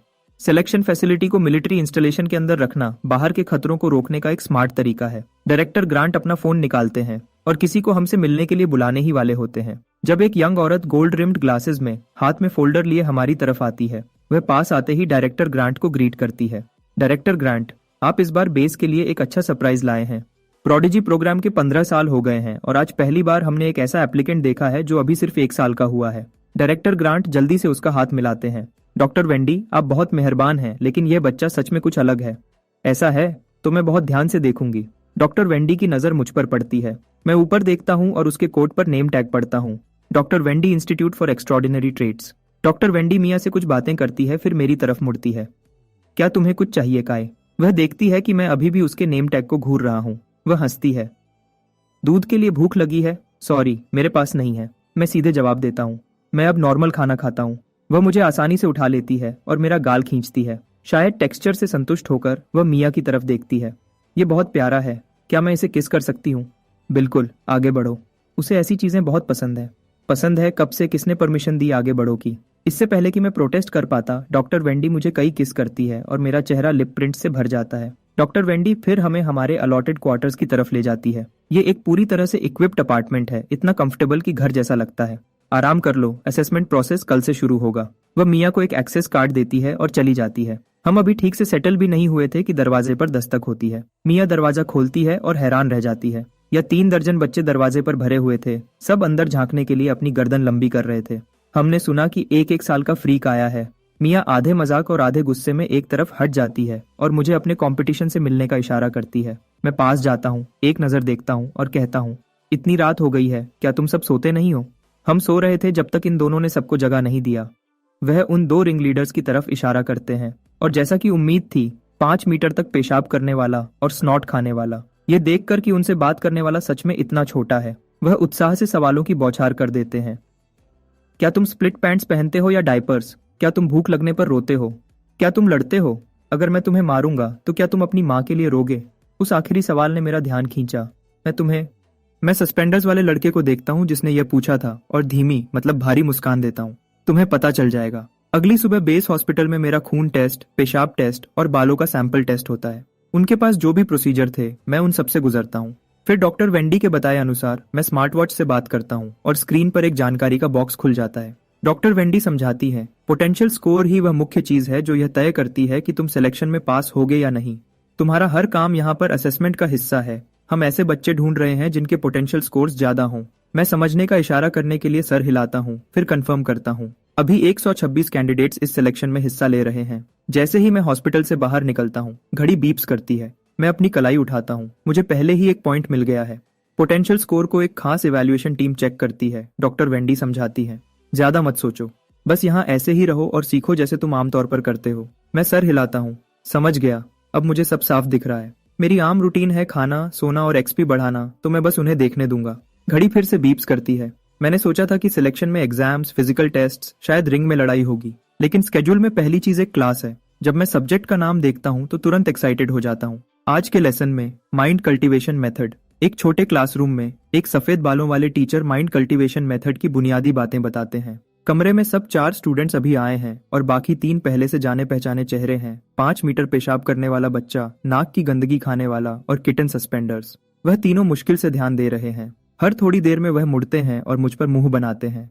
यह इतना छोटा है, क्या यह कुछ भी समझ सकता है? नाक की गंदगी खाने वाला धीरे से बड़बड़ाता है। टीचर उस पर नजर डालते हैं और आगे बढ़ते हैं। मानसिक कल्टीवेशन की बुनियाद मेडिटेशन है। एक खास कंपाउंड के साथ मिलकर मेडिटेशन के दौरान दिमाग शरीर से अलग हो सकता है और ऊंची डायमेंशनल दुनिया में जा सकता है। मेडिटेशन की समझाने के बाद टीचर 4 शीशियां निकालते हैं, हम में से हर एक के लिए एक। मैं अपनी शीशी पर लेबल देखता हूँ, उसका ढक्कन खोलता हूँ और उसे धीरे से पीता हूँ। ये तो काफी मीठा है। अगली पल मुझे हल्कापन महसूस होता है, जैसे मेरा पूरा शरीर जमीन से उठ गया हो। मेरी इंद्रियां धुंधली होने लगती हैं। टीचर के बताए अनुसार मेरी चेतना भटकती है और मैं जल्दी ही खुद को एक गहरी, पूरी अंधेरे वाली जगह में पाता हूँ। इस मेडिटेटिव यात्रा में नियम आसान है, आगे बढ़ते रहो, रुको मत। ये आसान लगता है, लेकिन थोड़ी देर बाद दबाव बढ़ता है। ये आंखें बंद करके आगे चलने जैसा है। भले ही पता हो कि रास्ते में कुछ नहीं है, दूर तक जाना जितना आसान लगता है उससे मुश्किल है। तुम सिर्फ इतनी दूर तक जा सकते हो जब तक आंखें खोलने की इच्छा असहनीय न हो जाए। लेकिन अभी मैं गहरी मेडिटेशन में हूँ और मैं सिर्फ महसूस करके आगे बढ़ सकता हूँ। 8 मिनट में 5 मीटर पेशाब करने वाला बच्चा और नाक की गंदगी खाने वाला पसीने से भीग जाते हैं और तेज सांस लेते हैं। वह मेडिटेशन से बाहर आ जाते हैं। किटन सस्पेंडर्स थोड़ी देर और टिकता है। 10 मिनट बाद वह अपनी आंखें खोलता है। वह थकी हुई लेकिन जीत की मुस्कान के साथ दूसरे 2 को देखता है। फिर वह तीनों मेरी तरफ देखने लगते हैं। उनके चेहरे पर हैरानी आ जाती है। क्या यह छोटा बच्चा सच में उनसे ज्यादा मानसिक ताकत रख सकता है? वह तीनों अजीब चेहरे बनाकर क्लासरूम से बाहर निकल जाते हैं। जैसे ही वह बाहर आते हैं, खुद को रोक नहीं पाते। थोड़ी देर में बच्चों का एक झुंड एक एक करके दौड़ता हुआ आता है, क्लासरूम की खिड़की के बाहर खुद को दबाते हुए। ऐसा नहीं हो सकता कि वह सो गया हो, है ना? हाँ ठीक है। क्या तुम्हें सच में लगता है कि कोई उस फोकस सीरम को पीने के बाद सो सकता है?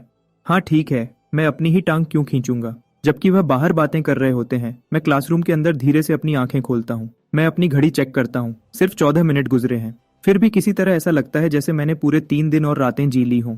मैं एक धीमी सांस छोड़ता हूँ और अपना स्टैट पैनल खोलता हूँ। जैसे ही मैं नंबर्स देखता हूँ, मेरा मूड ठीक हो जाता है। ये पहली बार है जब मेरे मानसिक स्टैट्स असली ट्रेनिंग से बढ़े हैं। लगता है इस जगह आना सही फैसला था। एकेडमी में आने के बाद से मैंने जल्दी से खत्म कर लिया है अपने पहले राउंड के लेसन्स। आगे आने वाले कोर्सेज के नाम देखते हुए मुझे उत्साह महसूस होता है। जब से मैं पैदा हुआ हूँ, मेरे मानसिक स्टैट्स सिर्फ पैनल रिवॉर्ड पॉइंट से ही बढ़े हैं। मैंने कभी सोचा नहीं था कि दिमाग को ट्रेन करने के लिए असली टेक्निक्स भी होती हैं। जैसे ही मैं एक सेशन खत्म करता हूँ और फिर से जाने की तैयारी करता हूँ, प्रोफेसर जो मुझे रोकने के लिए अंदर आते हैं। क्लास के बाद मैं अपनी घड़ी की स्क्रीन पर जानकारी देखता हूँ। मैं खुद से बड़बड़ाता हूँ, क्या पोटेंशियल पॉइंट्स जमा करना सच में इतना आसान है? लेकिन जो मुझे अभी तक नहीं पता वह यह है कि इस मानसिक ट्रेनिंग सेशन में सिर्फ दोनों ने भी एक पॉइंट कमाया। स्क्वर्ट और बुगर को कुछ भी नहीं मिला। दूसरी क्लास में प्रोफेसर जो समझाते हैं कि मेडिटेशन ट्रेनिंग आगे बढ़ने पर क्या होता है। तुम्हारा दिमाग जितना मजबूत होगा, डायमेंशनल लॉ को छूने का तुम्हारा मौका उतना ही ज्यादा होगा। समझाने में आसान बनाने के लिए वह एक खाली कागज पर 2 पॉइंट्स ए और बी बनाते हैं। सब जानते हैं कि 2 पॉइंट्स के बीच सबसे छोटा रास्ता एक सीधी लाइन होती है। लेकिन क्या होता है जब तुम एक ऊंची डायमेंशन में जाते हो? वह कागज को आधा मोड़ते हैं, ए और बी को एक साथ लाते हुए। एक आम आदमी को ए से बी तक जाने के लिए 10 सेंटीमीटर चलना पड़ता है, वह कहते हैं। लेकिन एक अवेकेंड जो डायमेंशनल लॉ को कंट्रोल करता है, वह पल भर में पहुंच सकता है। हम इस शक्ति को डायमेंशनल शिफ्ट कहते हैं। जब सुबह की क्लासेस खत्म होती हैं, मेरा सर घूम रहा होता है। सिर्फ 2 लेसन्स और दुनिया को देखने का मेरा पूरा नजरिया बदल गया है। ये सच में एक कमाल की दुनिया है। लंच फेस स्कैन से फ्री है। गोश्त भरने के बाद मैंने कैफेटेरिया वाली लेडी से कहा कि मुझे हनी वर्म जल के 2 टुकड़े काट दे। जब स्क्वर्ट सुनता है कि मैं ये चीज हर दिन खाता हूँ, उसकी आंखें हैरानी से बड़ी हो जाती हैं। क्या तुम खराब हो गए हो या कुछ और? तुम ये हर दिन कैसे खा सकते हो?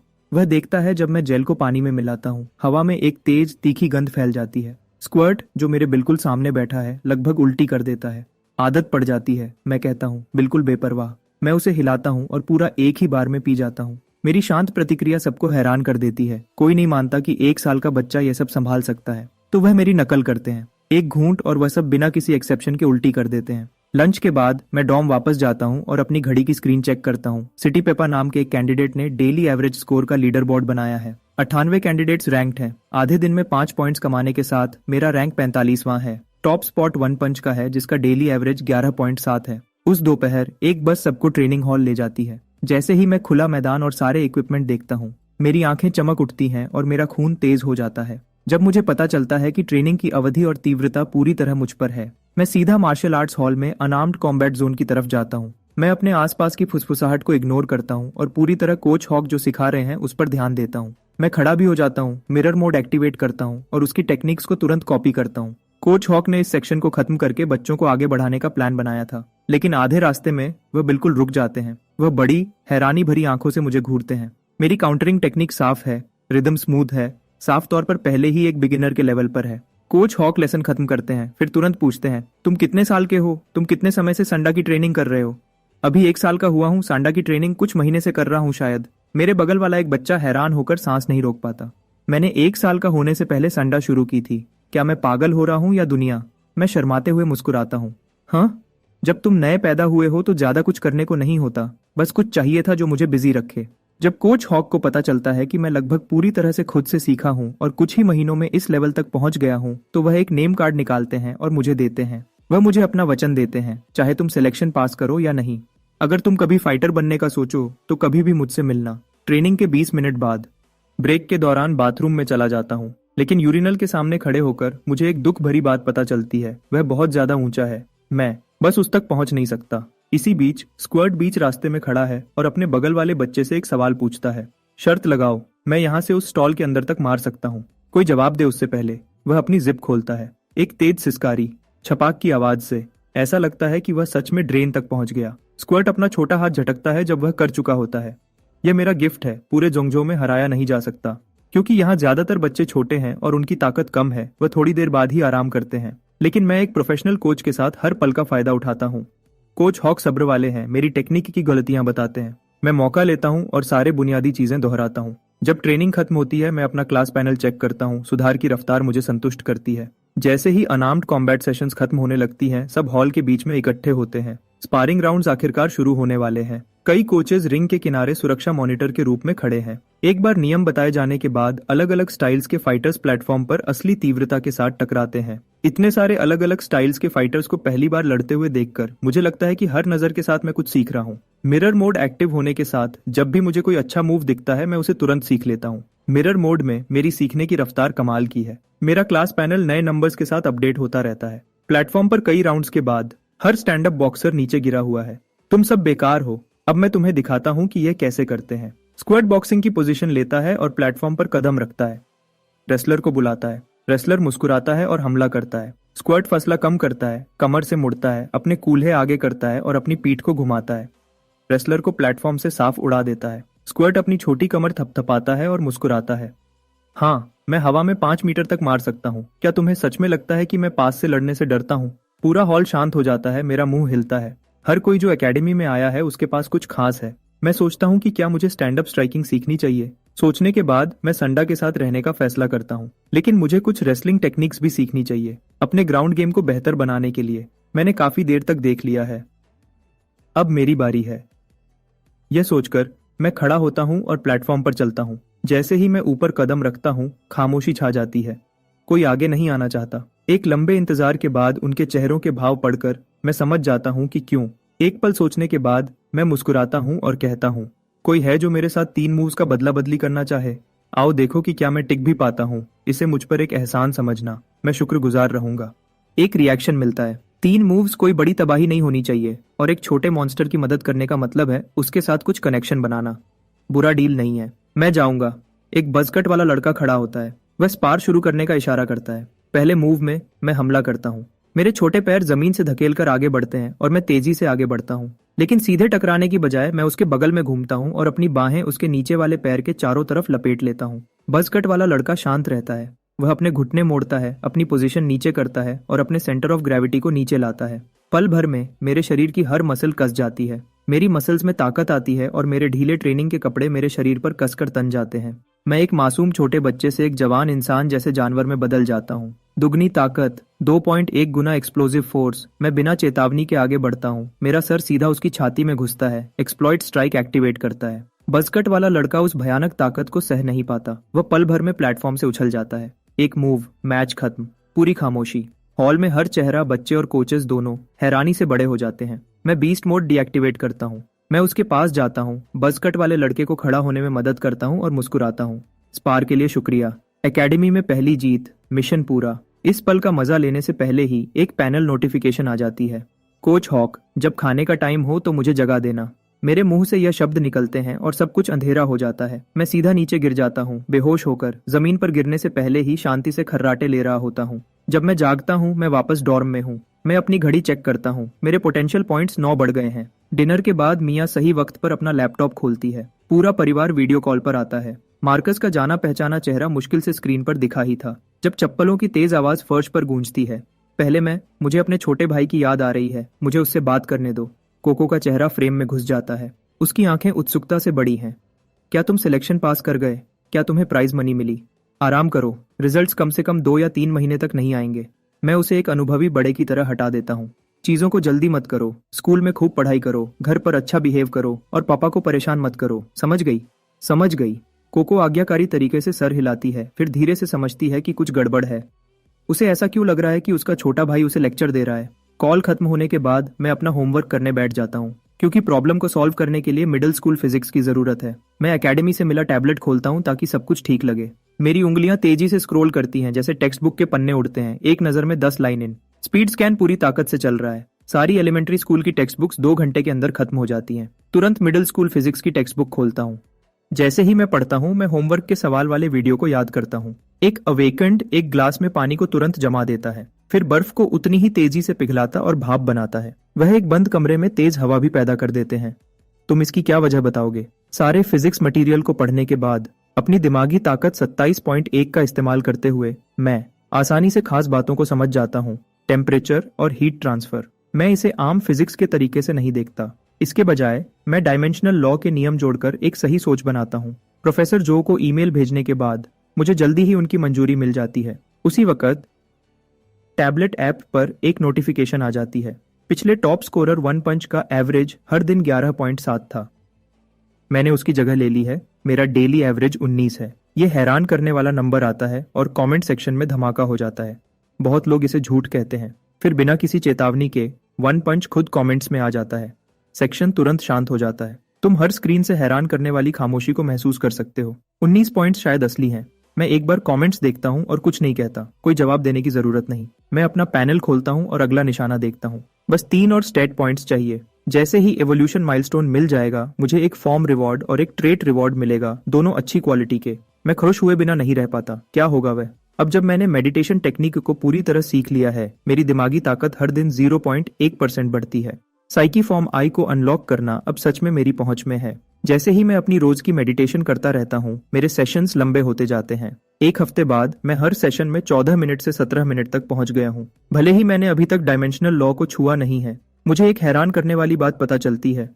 एकेडमी के फोकस सीरम के बिना मैं बिल्कुल भी मेडिटेटिव स्टेट में नहीं जा सकता। तो मैं प्रोफेसर जो को ढूंढने जाता हूँ। मैं पूछता हूँ कि क्या वह मेरी उम्र देखकर मुझे थोड़ी छूट दे सकते हैं और कुछ एक्स्ट्रा बॉटल्स दे सकते हैं। वह तुरंत मना कर देते हैं, लेकिन कम से कम वह मुझे पूरी तरह समझाते हैं।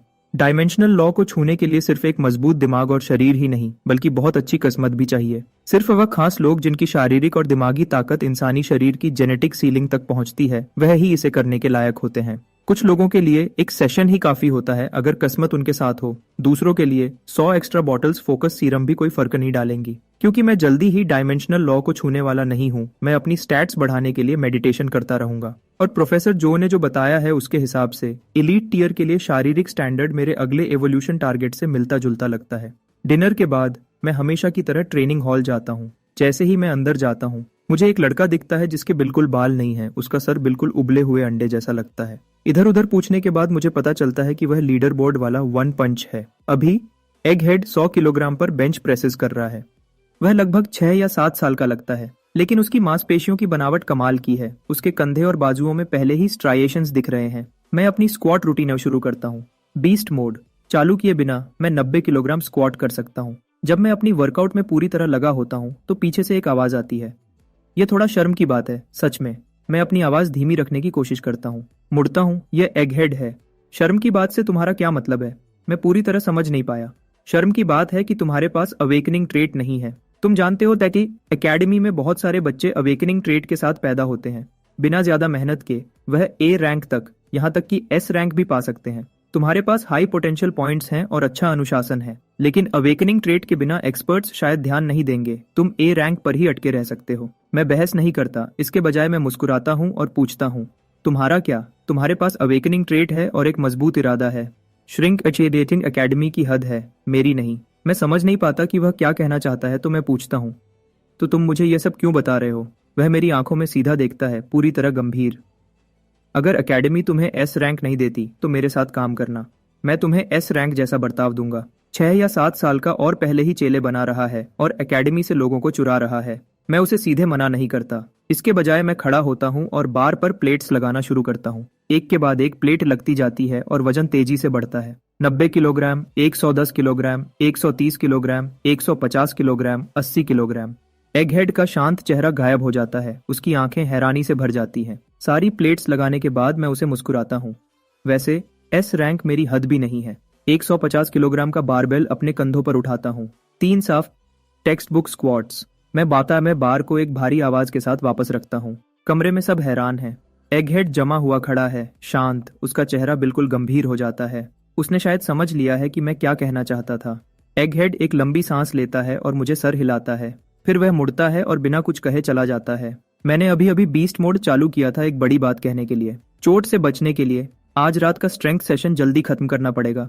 स्क्वाड को बुलाता हूँ और हम डॉम वापस जाते हैं। लेकिन बुगर कहाँ है? इसी पल एक दूसरे ट्रेनिंग रूम में बुगर पुलअप बार पर है। बड़े बड़े गोल घूम रहा है, पूरे 307 चक्कर। कुछ झूलों के बाद वह नीचे आता है और हैरान करने वाली मात्रा में नाक की गंदगी उसके चेहरे से उड़ती है। वह उस अनजान चीज को अपने चेहरे से सीधा अपने मुंह में डाल लेता है और एक संतुष्ट चेहरे के साथ वह धीरे से कहता है, मुझे पक्का लगता है कि मैं अभी और मजबूत हो गया हूँ। थोड़ी देर में एक नया हफ्ता शुरू होता है। दूसरे हफ्ते का ज्यादातर प्रोग्राम विल्डरनेस सर्वाइवल पर ध्यान देता है। मैं आउटडोर एक्सप्लोरेशन ट्रेनिंग जल्दी सीख लेता हूँ और कुछ अच्छे हुनर हासिल करता हूँ। लेकिन इतना सब करने के बाद भी एक्सप्लोरर क्लास पैनल अभी तक अनलॉक नहीं हुआ है। चाहे कुछ भी हो, मुझे पहले साइकी फॉर्मा एवोल्यूशन माइलस्टोन को पक्का करना है। बाकी सब इंतजार कर सकता है। और बस ऐसे ही सब कुछ ठीक हो जाता है। मेरा प्यूरिफिकेशन गेज फिर से भर जाता है और मुझे 2 और स्टैट पॉइंट्स मिलते हैं। मैं दोनों को सीधा मेंटल स्टैट्स में डाल देता हूँ। पैनल चमकता है और रिवॉर्ड्स एक साथ आ जाते हैं। जैसे पहले जुवेनाइल ह्यूमनॉइड बीस्ट रिवॉर्ड मिला था, एक फॉर्म, एक ट्रेट। मैं तुरंत पूरी जानकारी देखने के लिए टैप करता हूँ। जब चाहे ओवरड्राइव चालू कर पाना, मैं इससे बहुत खुश हूँ। फिर मैंने मर्ज ट्रेट प्रेडेटर रिवॉर्ड की जानकारी चेक की, बिल्कुल मेरी शारीरिक स्टैट्स की तरह। मेरी दिमागी स्टैट्स को अब ग्रोथ रेट और रिकवरी स्पीड दोनों में फायदा मिलता है। पूरा पैनल और जो कुछ भी मैंने अनलॉक किया है उसे देखकर मुझे एक शांत संतुष्टि महसूस होती है। उसी समय मैं सोचता हूँ, अगर मेरी शारीरिक और दिमागी दोनों स्टैट्स कभी 100 तक पहुंच जाएं, तो मैं शायद अवेकेंड बनने की तरफ बढ़ने के लायक हो जाऊंगा। एक मोटा मोटा हिसाब लगाकर मैं 3 साल का होने से पहले उस निशाने तक पहुंचने की कोशिश करूंगा, जब बच्चों को विल्डरनेस स्किल्स अच्छे से आ जाती हैं। वेल के बारे में लेसन्स भी शुरू हो जाते हैं। अगले दिन मैं एकेडमी से मिला हुआ सामान पैक करता हूँ, पंपकिन को साथ लेता हूँ और एकेडमी बस में बैठ जाता हूँ। एक ऐसे डिवाइस से गुजरने के बाद जो स्पेस और टाइम के बीच एक पोर्टल जैसा लगता है। मुझे नीला आसमान, सफेद बादल, अलग अलग साइज के 3 सूरज, तेज हवाएं और पूरी तरह से बैंगनी घास मिली। हम अब एक बड़े खुले मैदान के बीच में खड़े हैं। प्रोफेसर जो सबको बताने के लिए बोलते हैं, याद रखो तुम्हारा मिशन यहाँ 1 महीने तक जिंदा रहना है। कीमती चीजें ढूंढो और उन्हें शुरुआती जगह पर वापस लाओ। अगर तुम्हें कोई गहरी चोट लगती है या तुम्हारी जान को खतरा होता है, हम तुम्हें बाहर निकाल लेंगे, लेकिन वह मिशन की नाकामी मानी जाएगी। यहाँ से तुम अपनी मर्जी से कहीं भी जा सकते हो। टीम बनाओ, अकेले जाओ, साथ काम करो या मुकाबला करो, यह सब तुम पर है। जैसे ही वह खत्म करते हैं, बच्चे हर दिशा में बिखर जाते हैं। 30.3 की शारीरिक ताकत के साथ मेरे छोटे पैर मुझे हैरान करने वाली तेजी से ले जाते हैं। पंपकिन आगे आगे चलती है जब हम आगे के पेड़ों की तरफ बढ़ते हैं।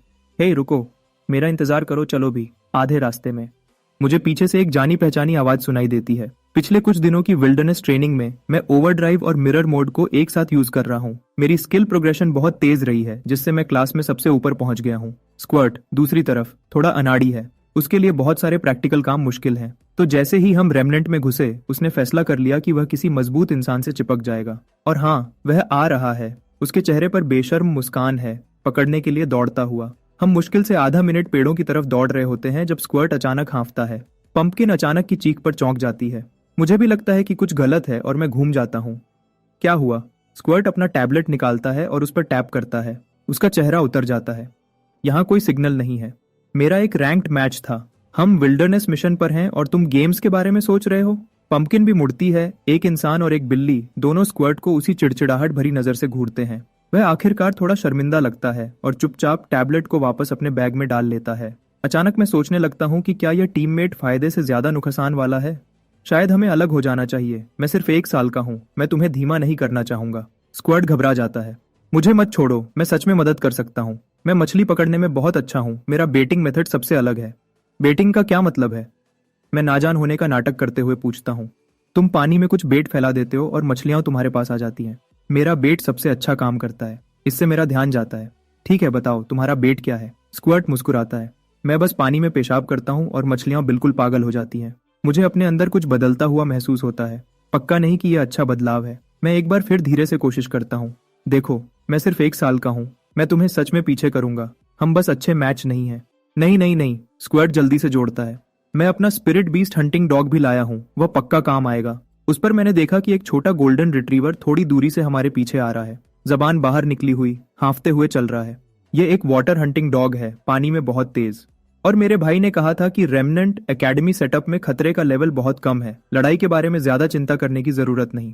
तुम्हारा भाई यहाँ आया है? वह पिछले साल आया था। उसे ए रैंक भी मिला था। मैं सर हिलाता हूँ, यह देखते हुए कि स्क्वर्ट के पास इस जगह के बारे में काम की जानकारी है। मैं आखिरकार उसे साथ आने की इजाजत देता हूँ। यह बात पक्की होने के बाद हम दोनों साथ में जंगल की तरफ बढ़ते हैं। हम मुश्किल से पेड़ों के अंदर घुसे होते हैं जब आगे पंपकिन एक तेज चीख मारती है। एक चेतावनी। एक छोटा जंगली सुअर, बैंगनी ग्रे रंग का, झाड़ियों से बाहर निकलता है, नजर देखता है और भाग जाता है। स्क्वर्ट तुरंत चिल्लाता है, वह सुअर खतरनाक है, हमें उसे पकड़ना होगा।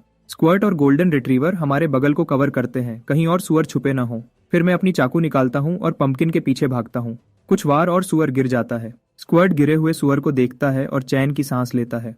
मेरे भाई ने मुझे इन चीजों के बारे में चेताया था। बहुत चालाक होते हैं, छुपकर हमला करना पसंद करते हैं। वह तब तक इंतजार करते हैं जब तक तुम नीचे लेटे हुए सो ना जाओ। अगर तुम्हारे पैर सोते वक्त अलग हों तो वह सीधा उनके बीच से हमला करता है। मैं मुंह बनाए बिना नहीं रह पाता। यह सुनते ही मैं खुद ब खुद तन जाता हूँ। तुम्हारी बहन, रुको, तुम्हारा भाई, वह अब ठीक है ना? हाँ ठीक है शायद। वह पहले मुझसे निशानेबाजी में मुकाबला करता था, अब नहीं करता। इन चीजों से निपटने के लिए कोई टिप्स? बस याद रखना कि सोते वक्त अपने पैर साथ रखना। स्क्वर्ट और मैं नदी के पास एक ढलान पर जगह ढूंढते हैं, पीठ एक बड़े पेड़ की तरफ करके। हम एक शेल्टर बनाना शुरू करते हैं। साथ मिलकर हम एक आम लकड़ी का ढांचा खड़ा करते हैं। यह थोड़ा हवादार है, लेकिन एक रात के लिए काफी है। मैं अपने चाकू से सुअर पर काम शुरू करता हूँ। उसकी खाल उतारता हूँ, खून निकालता हूँ और उसे काटता हूँ। मैं बर्तन लगाता हूँ, उसे उबालता हूँ और थोड़ा नमक डालता हूँ। थोड़ी देर में गोश्त का पूरा बर्तन शोरबा समेत हम दोनों के पेट में चला जाता है। गोल्डन रिट्रीवर को भी एक अच्छा टुकड़ा मिलता है। पंपकिन कुछ छोटे जीव पकड़ती है जो खेत के चूहे जैसे लगते हैं और अपना इंतजाम करती है। हम बचा हुआ गोश्त एक पेड़ पर ऊंचा बांध देते हैं ताकि वह सूख जाए। वह मुझे 2 या 3 दिन तक चलेगा, कोई शक नहीं। जैसे ही आसमान अंधेरा होता है, हम आग के पास शेल्टर के दरवाजे के पास लेट जाते हैं। हम बारी बारी से पंपकिन और गोल्डन रिट्रीवर को पहरे पर रखते हैं। स्क्वर्ट और मैं दोनों थोड़ी देर में सो जाते हैं। रात के बीच में मेरा चेहरा खुजलाने लगता है। मैं अपनी आंखें खोलता हूँ और देखता हूँ कि पंपकिन मेरा चेहरा चाट रही है। मैं तुरंत समझ जाता हूँ कोई हमारा गोश्त चुरा रहा है।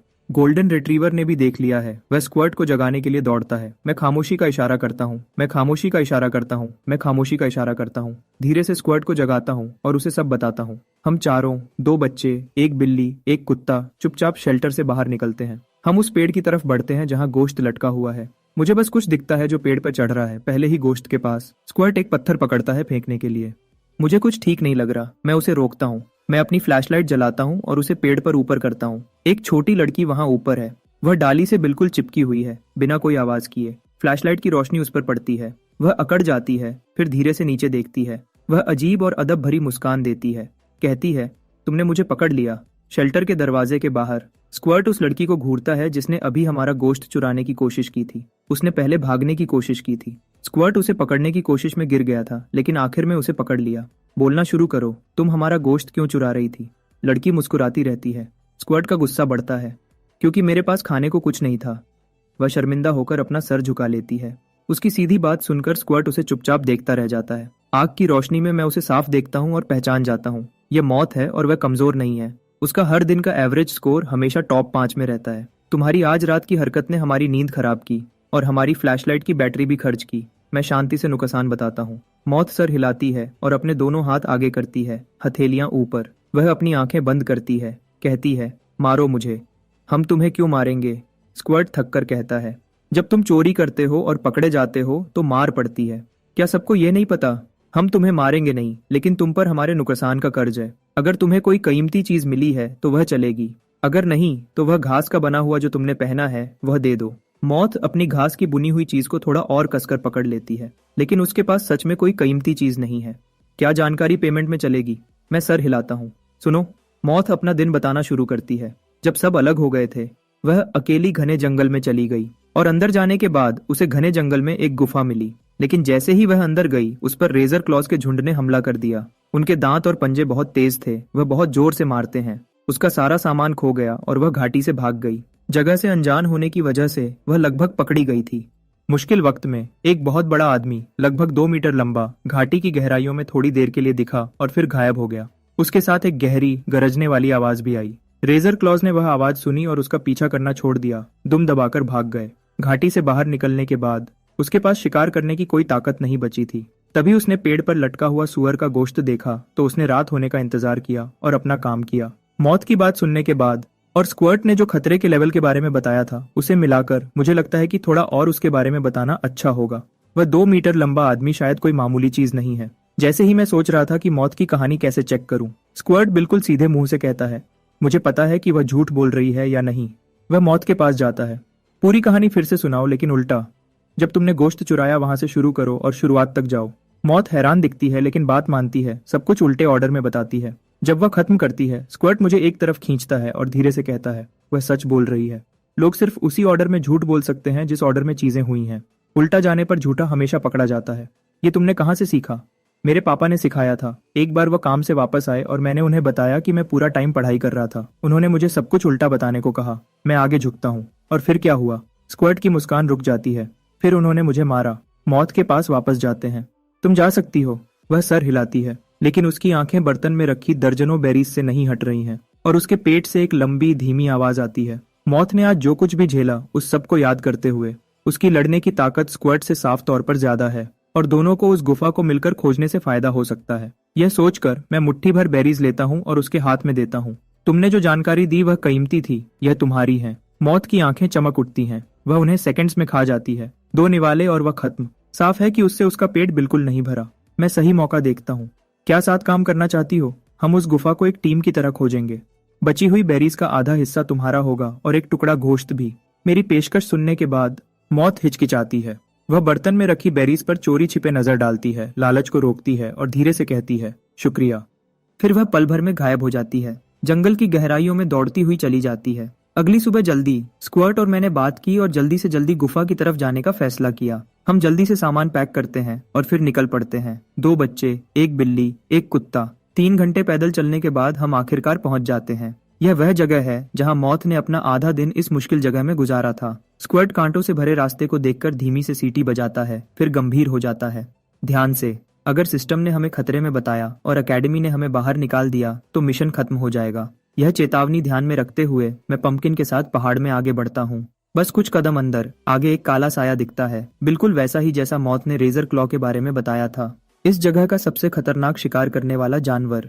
रेजर क्लॉ मुझ पर नजर जमाता है। उसकी नजर जानलेवा हो जाती है और वह एक धीमी गरज निकालता है जो सिर्फ एक जंगली जानवर ही निकाल सकता है। मैं स्क्वर्ट को पीछे रहने का इशारा करता हूँ और अपनी चाकू लेकर हमला करता हूँ। रेजर क्लॉ ने साफ तौर पर इतने छोटे से किसी को पहले हमला करते हुए नहीं सोचा था। वह गरजता है और अपने दांत दिखाकर हमला करता है। सच कहूं तो एक जंगली जानवर से लड़ना रिंग में लड़ने से बिल्कुल अलग होता है। मानसिक दबाव एक अलग ही लेवल पर होता है। मैं खुद को संभालता हूँ और पंपकिन के साथ मिलकर काम करता हूँ। रेजर क्लॉ के चारों तरफ घूमता हूँ और उसकी ताकत को समझता हूँ। पंपकिन उछलता है और तेजी से घूमता है। रेजर क्लॉ का ध्यान अपनी तरफ खींचता है। 2 मिनट बाद मुझे आखिरकार अपना मौका मिल जाता है। मैं पल भर में बीस्ट मोड एक्टिवेट करता हूँ, फासला कम करता हूँ और अपनी चाकू रेजर क्लॉ के पेट में जोर से घुसा देता हूँ। एक तेज सिसकारी निकलती है। जैसे ही ब्लेड उसकी रक्षा को तोड़ती है, एक्सप्लॉइट स्ट्राइक का डैमेज बोनस एक्टिवेट हो जाता है। रेजर क्लॉ एक चीख निकालता है और धीरे से जमीन पर गिर जाता है। पहला शिकार। सब खुश हैं। हम थोड़ी देर आराम करते हैं और आगे बढ़ते हैं, मौत के बताए हुए के हिसाब से।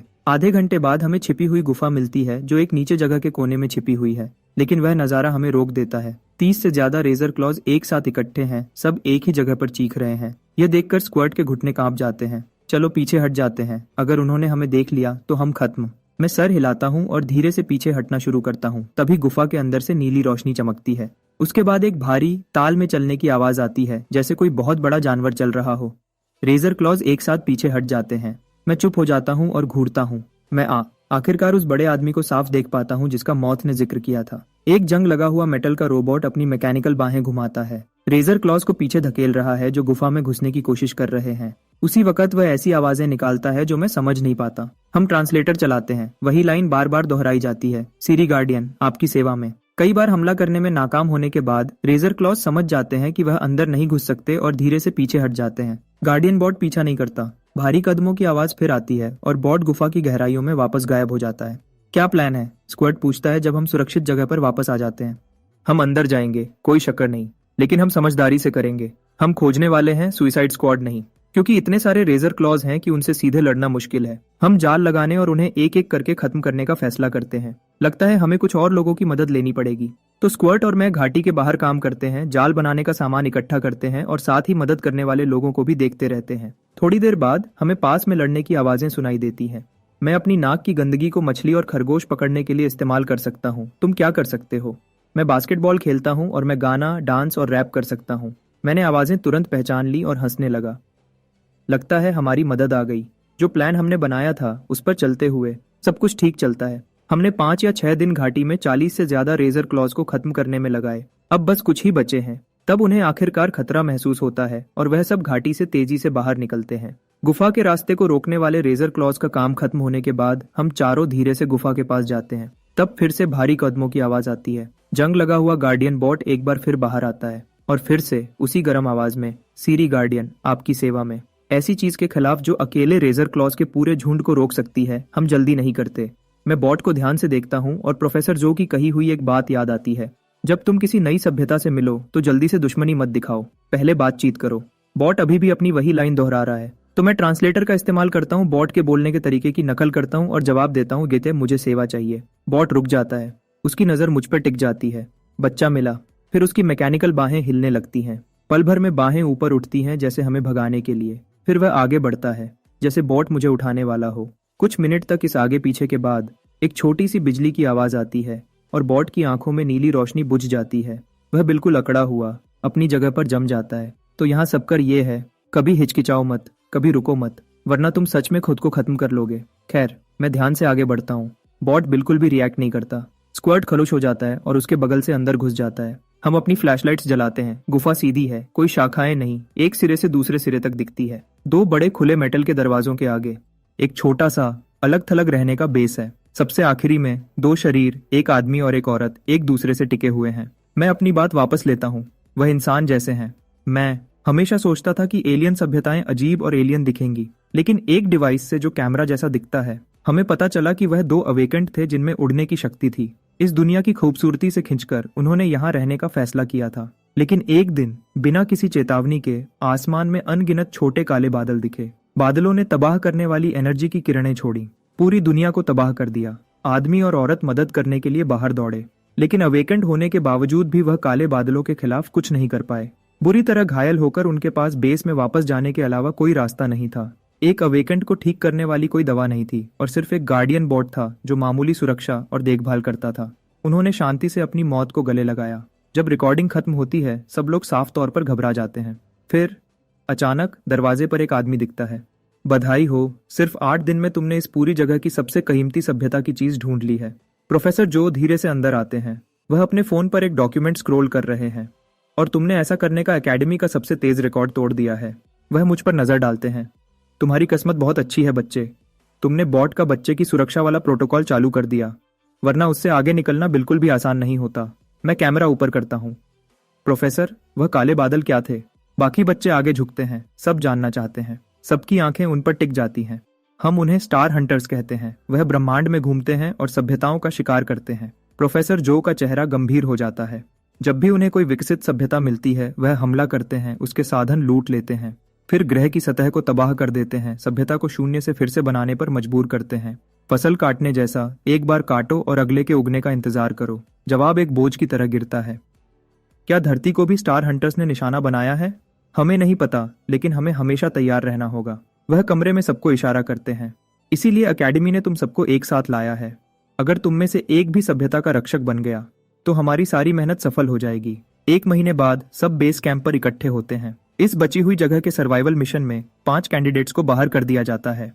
मेरा स्कोर सबसे ज्यादा है, मेरी रैंकिंग एकेडमी के टॉप 10 में आ गई है। लेकिन सबसे बड़ी हैरानी की बात यह है कि मेरी घड़ी ने एक्सप्लोरर स्टोर खोल दिया है। हर तरह का सामान खरीदने के लिए मिल रहा है। जैसे ही मैंने अपना प्रोफाइल रजिस्टर किया, मेरे पैनल में अपने आप एक नोटिफिकेशन आ गया। 1 सेकंड भी बिना सोचे मैंने उस एक्सप्लोरर क्लास को अनलॉक करने के लिए टैप किया जिसका मैं इंतजार कर रहा था। कुछ दिन बाद एगहेड अलविदा कहने आता है।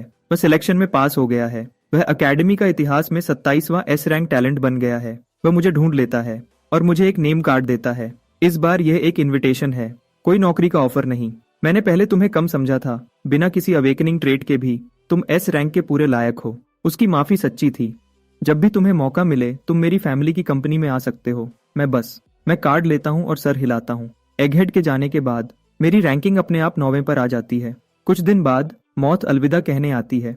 वह मुझे शुक्रिया कहती है। उसकी रेमनेंट एक्सप्लोरेशन की शुरुआत मुश्किल थी, लेकिन उसने अच्छे नंबर हासिल किए और इसका कुछ क्रेडिट मुझे भी जाता है। उसे आखिर में ए रैंक मिला। मौत के जाने के बाद मेरी रैंकिंग 6ठे पर पहुंच जाती है। अब तक 1 साल के प्रोडिजी की कहानी पूरी एकेडमी में फैल चुकी थी। खास गुप्तता के इंतजाम किए गए हैं। उसके बाद से मैं लगभग पूरा अकेला ही पढ़ता और ट्रेनिंग करता हूँ। प्रोफेसर जो को देखते हुए वह हमेशा सब कुछ जानते हुए लगते हैं।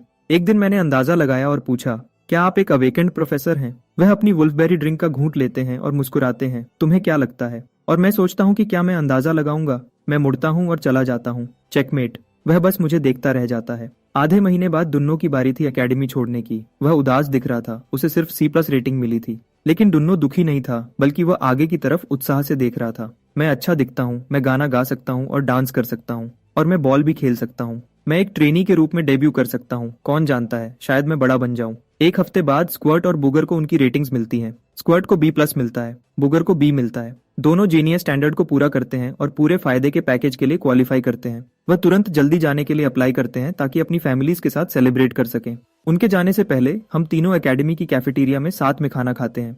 दोनों के लिए स्क्वर्ट और बुगर गंभीर चेहरों के साथ अपनी सोडा कैंस उठाते हैं, अपने बगल की खाली सीट को देखते हुए, जैसे दोनों पहले ही एक हीरो की मौत मर चुका हो। फिर बुगर मेरी तरफ मुड़ता है। तुम बोर्ड पर नंबर 1 हो, या तो S रैंक या A+ होना ही चाहिए। हाँ, अगर तुम्हें SEH रैंक नहीं मिलता तो इस एकेडमी को चलाने वाले लोग पूरे बेकार हैं। सिलेक्शन पास करने के बाद से बुगर अपनी बातों में काफी हिम्मत वाला हो गया है, और सच कहूं तो मुझे लगता है कुछ सालों में मैं शायद तुम्हारे पीछे चल रहा होऊंगा। वह मुझे अपने कॉन्टैक्ट डिटेल्स और घर के एड्रेस देते हैं। कहते हैं जब भी मैं चाहूं उनसे मिलने आ सकता हूं। इसी बीच एकेडमी के कॉन्फ्रेंस रूम में इवैल्यूएटर्स का एक ग्रुप गर्मा गर्म बहस कर रहा है। 15 सालों में एक भी S रैंक कैंडिडेट ऐसा नहीं रहा जिसके पास अवेकनिंग ट्रेट न हो, एक कंजर्वेटिव इवैल्यूएटर कहता है। मैं मानता हूं कि काय की क्षमता खास है, लेकिन अवेकनिंग ट्रेट के बिना उसके फ्यूचर को लेकर बहुत ज्यादा अनिश्चितता है। मुझे लगता है वह कुछ सालों में इलीट लेवल तक पहुंच सकता है, लेकिन वह वहां जिंदगी भर अटका भी रह सकता है। कुछ और कंजर्वेटिव इवैल्यूएटर्स सहमत होते हुए सर हिलाते हैं। तभी दरवाजे से एक आवाज आती है, तुम में से कोई क्या जानता है? इवैल्यूएटर्स घूम जाते हैं। एक सफेद बालों वाला बुजुर्ग अंदर आता है, हाथ में वुल्फबेरी टी का ग्लास लिए। कमरे में सब एक साथ खड़े हो जाते हैं। डायरेक्टर। बस। बुजुर्ग सबसे आगे वाली सीट पर बैठ जाते हैं और अपनी नजर से पूरे कमरे को देखते हैं। मैं जानता हूं तुम्हारे दिमाग में क्या चल रहा है। शुरू के सालों में हम बहुत उम्मीद में थे। जब हम S रैंक टैलेंट्स को रेटिंग देते थे, उनमें से ज्यादातर ने हमें निराश किया, तो तुम सब सावधान हो गए, जिम्मेदारी से डर गए। मैं समझता हूँ, लेकिन बुजुर्ग का लहजा तेज हो जाता है। क्या यहाँ किसी को ये ख्याल आया है कि तुम में से कुछ लोग उन S रैंक स्लॉट्स को अवेकेंट फैमिलीज के लिए फेवर के तौर पर बचा रहे हो और आम परिवारों के कैंडिडेट्स पर जानबूझकर सख्ती कर रहे हो? कंजर्वेटिव इवैल्यूएटर्स का चेहरा पीला पड़ जाता है। सब जोर देते हैं कि वह ऐसा कभी नहीं करेंगे। बुजुर्ग सर हिलाते हैं। अच्छा, तो वापस रेटिंग पर आते हैं। एस रैंक का स्टैंडर्ड सिर्फ आम अवेकेंड बनाना नहीं है। हमें सबसे बेहतरीन वेल एक्सप्लोरर्स चाहिए, सभ्यता के आखिरी रखवाले। यह क्षमता मैंने 1 साल के बच्चे में देखी है। तुम्हें लगता है उसमें नामंजूर खतरा है? मैं 10 गुना ज्यादा खतरा उठाना पसंद करूंगा इस एक मौके को छोड़ने के बजाय। एक स्टाफ मेंबर वोट शुरू करने का इशारा करता है। कैंडिडेट काई को प्रोजेक्ट एपेक्स के नियम के तहत जांचा गया है। प्रस्तावित रेटिंग एस रैंक। कौन कौन सहमत है? बुजुर्ग का हाथ सबसे पहले ऊपर जाता है। टेबल के दूसरे छोर पर बैठी डॉक्टर वेंडी भी अपना हाथ उठाती है। जब सीनियर लीडर खतरा उठाने को तैयार थे, ज्यादातर इवैल्यूएटर्स उनका पीछा करते हैं और अपने हाथ उठाते हैं। उसी पल लेटेस्ट रेटिंग का नतीजा कॉन्फ्रेंस रूम से बाहर निकलता है। एक नया मुकाम जोंगजो के प्रोजेक्ट एपेक्स के इतिहास में 28वां एस रैंक ऑफिशियली रिकॉर्ड हो गया है। जब डॉक्टर वेंडी मुझे बताती हैं कि मुझे एस रैंक मिला है तो मैं हैरान नहीं होता, लेकिन मिया बहुत खुश है। पिछले कुछ हफ्ते में वह दूसरे पेरेंट्स से बात कर रही थी और उसने जाना कि रैंक्ड टीयर्स के बीच कितना बड़ा फर्क है। अब उसके बेटे को सबसे ऊंचा एस रैंक मिला है। उसे राष्ट्रीय खजाना कहना कोई बड़ी बात नहीं होगी। अब जब मुझे एस रैंक मिल गया है और मैंने अपने बनाए हुए गोल्स पूरे कर लिए हैं, घर जाने का समय हो गया है। डॉक्टर वेंडी मेरी घड़ी पर कुछ कैरेक्टर्स भेजती हैं। जोंगजो प्रोडिजी प्रोटेक्शन एक्ट अब तुम्हारे लिए लागू हो गया है। जो मैंने अभी तुम्हारी घड़ी पर भेजा है वह तुम्हारी सेफ्टी आईडी है। अगर तुम किसी मुश्किल में पड़ते हो तो वह आईडी लोकल अथॉरिटीज को दे देना और तुम्हें सबसे तेज मदद मिलेगी। और अवेकन भी तुम्हारी पूरे दिन और रात करीब से देखभाल के लिए लगाए जाएंगे। मैं बार बार सर हिलाता हूँ। ये बहुत अच्छा है, बहुत तसल्ली देने वाला है। डॉक्टर वेंडी, वह 10 मिलियन का डेवलपमेंट ग्रांट कब मिलेगा? फिक्र मत करो, जो तुम्हारा है वह कोई नहीं ले सकता। वह मिया को एक फाइनेंशियल डॉक्यूमेंट देती है। डेवलपमेंट ग्रांट ज्यादातर रीइंबर्समेंट पर बेस्ड है। ये तुम्हारे स्टोर अकाउंट में आ जाएगा। बस खर्च करते वक्त सही रिसीप्ट्स लेना मत भूलना। ग्रांट कंफर्म हो गया है, प्रोडिजी प्रोटेक्शन एक्ट एक्टिव है और अब बस एक चीज बची है। डॉक्टर वेंडी, क्या कोई अवेकेंड मेरा मेंटर बनेगा? क्या यह डिसाइड हो गया है? मैं पूछता हूँ, अपनी उत्सुकता मुश्किल से छुपाते हुए। इस पर डॉक्टर वेंडी का चेहरा बदल जाता है। वह एक खास सीनियर लीडर के बारे में सोच रही है जिसने सही तरीके को छोड़कर पहले ही मेंटर की जगह ले ली थी। वह आरआई को मुस्कुराती है। जल्दी ही फाइनल हो जाएगा, तुम्हें बता दिया जाएगा। प्रोजेक्ट एपेक्स कमिटमेंट अग्रीमेंट पर साइन करने के बाद हम एक प्राइवेट जेट में बैठकर सीधे लूटन के नॉर्थ डिस्ट्रिक्ट एयरपोर्ट जाते हैं। फिर एक प्राइवेट कार हमें आराम से घर तक ले जाती है। हम अभी घर पहुंचे ही थे कि मार्कस अंदर आता है। उसने खास इसके लिए छुट्टी ली थी। मैं हमेशा जानता था कि मेरा बेटा यह कर दिखाएगा। उसका चेहरा खुशी से लाल हो गया है। वह सेलिब्रेशन के लिए स्पार्कलिंग ड्रिंक्स का पूरा केस ऑर्डर करता है। 5 बजे के आसपास वह कोको को स्कूल से लेने जाता है। थोड़ी देर में सामने का दरवाजा खुलता है। कोको स्कूल यूनिफॉर्म में मिट्टी से भरी हुई उछलती हुई आती है। छोटे भाई, क्या तुम्हें प्यास लगी है? कोको फ्रिज से स्पार्कलिंग वाटर का एक कैन निकालती है और उसे दोनों हाथों से मुझे देती है। क्या तुम्हें भूख लगी है? डिनर में कोको एक पूरी चिकन लेग उठाती है और मेरे बोल में रख देती है। क्या तुम थक गए हो? ट्रेनिंग के बाद कोको मेरे लिए एक टॉवल और एक ड्रिंक लाती है। वह मेरे कंधों को थोड़ा दबाती भी है। मैं अपनी आंखें आधे बंद करता हूँ और इसके हर पल का मजा लेता हूँ। इस घर में मेरा रुतबा सबसे ऊंचा हो गया है। हे, मेरी घड़ी कहाँ है? 1 या 2 मिनट की मसाज के बाद कोको का सब्र खत्म हो जाता है। उसका असली मकसद आखिरकार सामने आता है। इससे पहले कि वह अपने असली डरावने रूप में बदल जाए, मैं एक्सप्लोरर स्टोर ऐप खोलता हूँ और उसे शिपिंग स्टेटस दिखाता हूँ। कोको स्क्रीन को घूरती है, उसकी आंखें चमक उठती हैं। एक्सप्लोरर सीरीज, वह लिटिल प्रोडिजी का सबसे महंगा मॉडल है और ये लिमिटेड एडिशन है। पैकेज आने से पहले 2 दिन तक कोको की मेरे प्रति भक्ति की कोई सीमा नहीं थी। मैं भी मुश्किल से अपनी हंसी रोक पाता हूँ। इस लड़की ने अपने माँ बाप को भी इतनी इज्जत कभी नहीं दी। जैसे ही घड़ी आती है, भाई बहन की वफादारी का कार्ड एक्सपायर हो जाता है। लेकिन जब मैं अनाउंस करता हूँ कि घर के लिए फ्यूचर में जितना भी मीट खरीदा जाएगा उसका पैसा मेरे अकाउंट से मिलेगा, मैं कोको को फिर से अपनी मुट्ठी में कर लेता हूँ। मेरी एस रैंक रेटिंग की खबर सिर्फ ऊपर के कुछ खास लोगों में ही फैली है। लूटन की सिटी गवर्नमेंट का मुख्य ऑफिशियल चुपचाप हमारे घर आता है। जब ऑफिशियल पूछता है कि हमें क्या चाहिए, मैं सीधे बोलता हूँ, मैं चाहता हूँ कि मेरी फैमिली सुरक्षित रहे।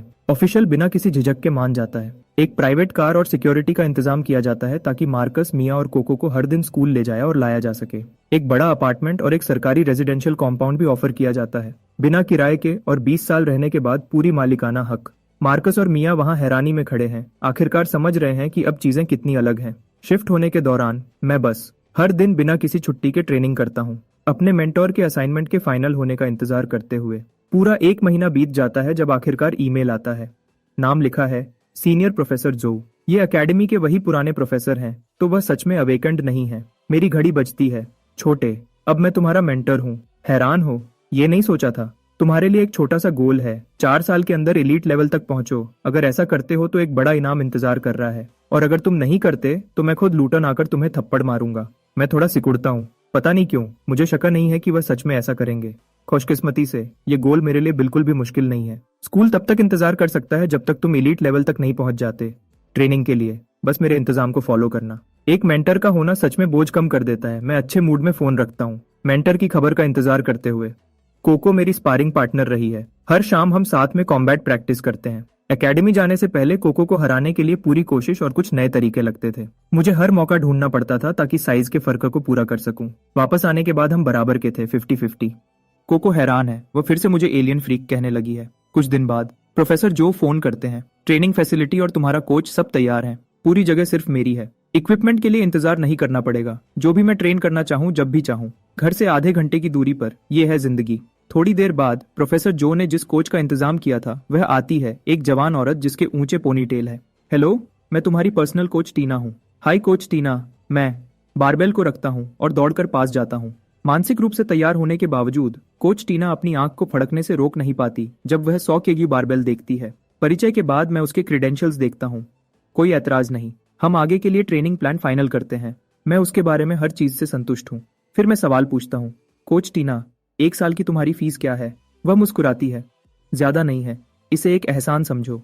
मैंने तुम्हें दोस्तों और फैमिली वाला रेट दिया है, 2 मिलियन साल का। बहुत अच्छा, बहुत अच्छा, बहुत अच्छा। मैं बार बार सर हिलाता हूँ। ये पहली बार है जब मैंने सच में दोस्ती की कीमत समझी है। जब मैं सब जोड़ता हूँ, ट्रेनिंग फैसिलिटी, पर्सनल कोच, मैं पहले ही $8 मिलियन के कर्ज में हूँ। बदकिस्मती से इस पर कम ब्याज है और 18 साल का होने तक इसकी चुकौती नहीं करनी है। कम से कम यह कंट्रोल से बाहर नहीं जाएगा। इतने कर्ज के साथ मैं खुद को एक बिल्कुल न रुकने वाली ट्रेनिंग रूटीन में झोंक देता हूँ। मैं कसम खाता हूँ कि हर पैसा वापस कमाऊंगा। कोच टीना पूरी तरह प्रोफेशनल है। जो भी मैं करना चाहता हूँ वह सिखाती है। उस पल से मेरी सभी स्किल्स के एक्सपीरियंस पॉइंट्स तेजी से बढ़ने लगते हैं। समय तेजी से गुजरता है। मिरर मोड और ओवरड्राइव दोनों डबल बूस्ट के रूप में एक्टिव हैं। मैं हर दिन तेजी से तरक्की करता हूँ। जब बसंत आता है, वह मौसम जब हर साल संक्रामक बीमारियां फैलने लगती हैं। मुझे पिछली बसंत याद है, एक गंभीर महामारी फैल गई थी। मिया घर पर फंसी हुई थी, अपने स्टूडेंट्स के लिए ऑनलाइन क्लासेस चला रही थी। लेकिन मुझे हमेशा लगता था कि यह अवेकेंट से जुड़ा हो सकता है। तो मैं प्रोफेसर जो को मोटा मोटा बताता हूँ और पूछता हूँ कि क्या अवेकेंट से जुड़ी घटनाओं की जानकारी तक पहुँचने का कोई तरीका है।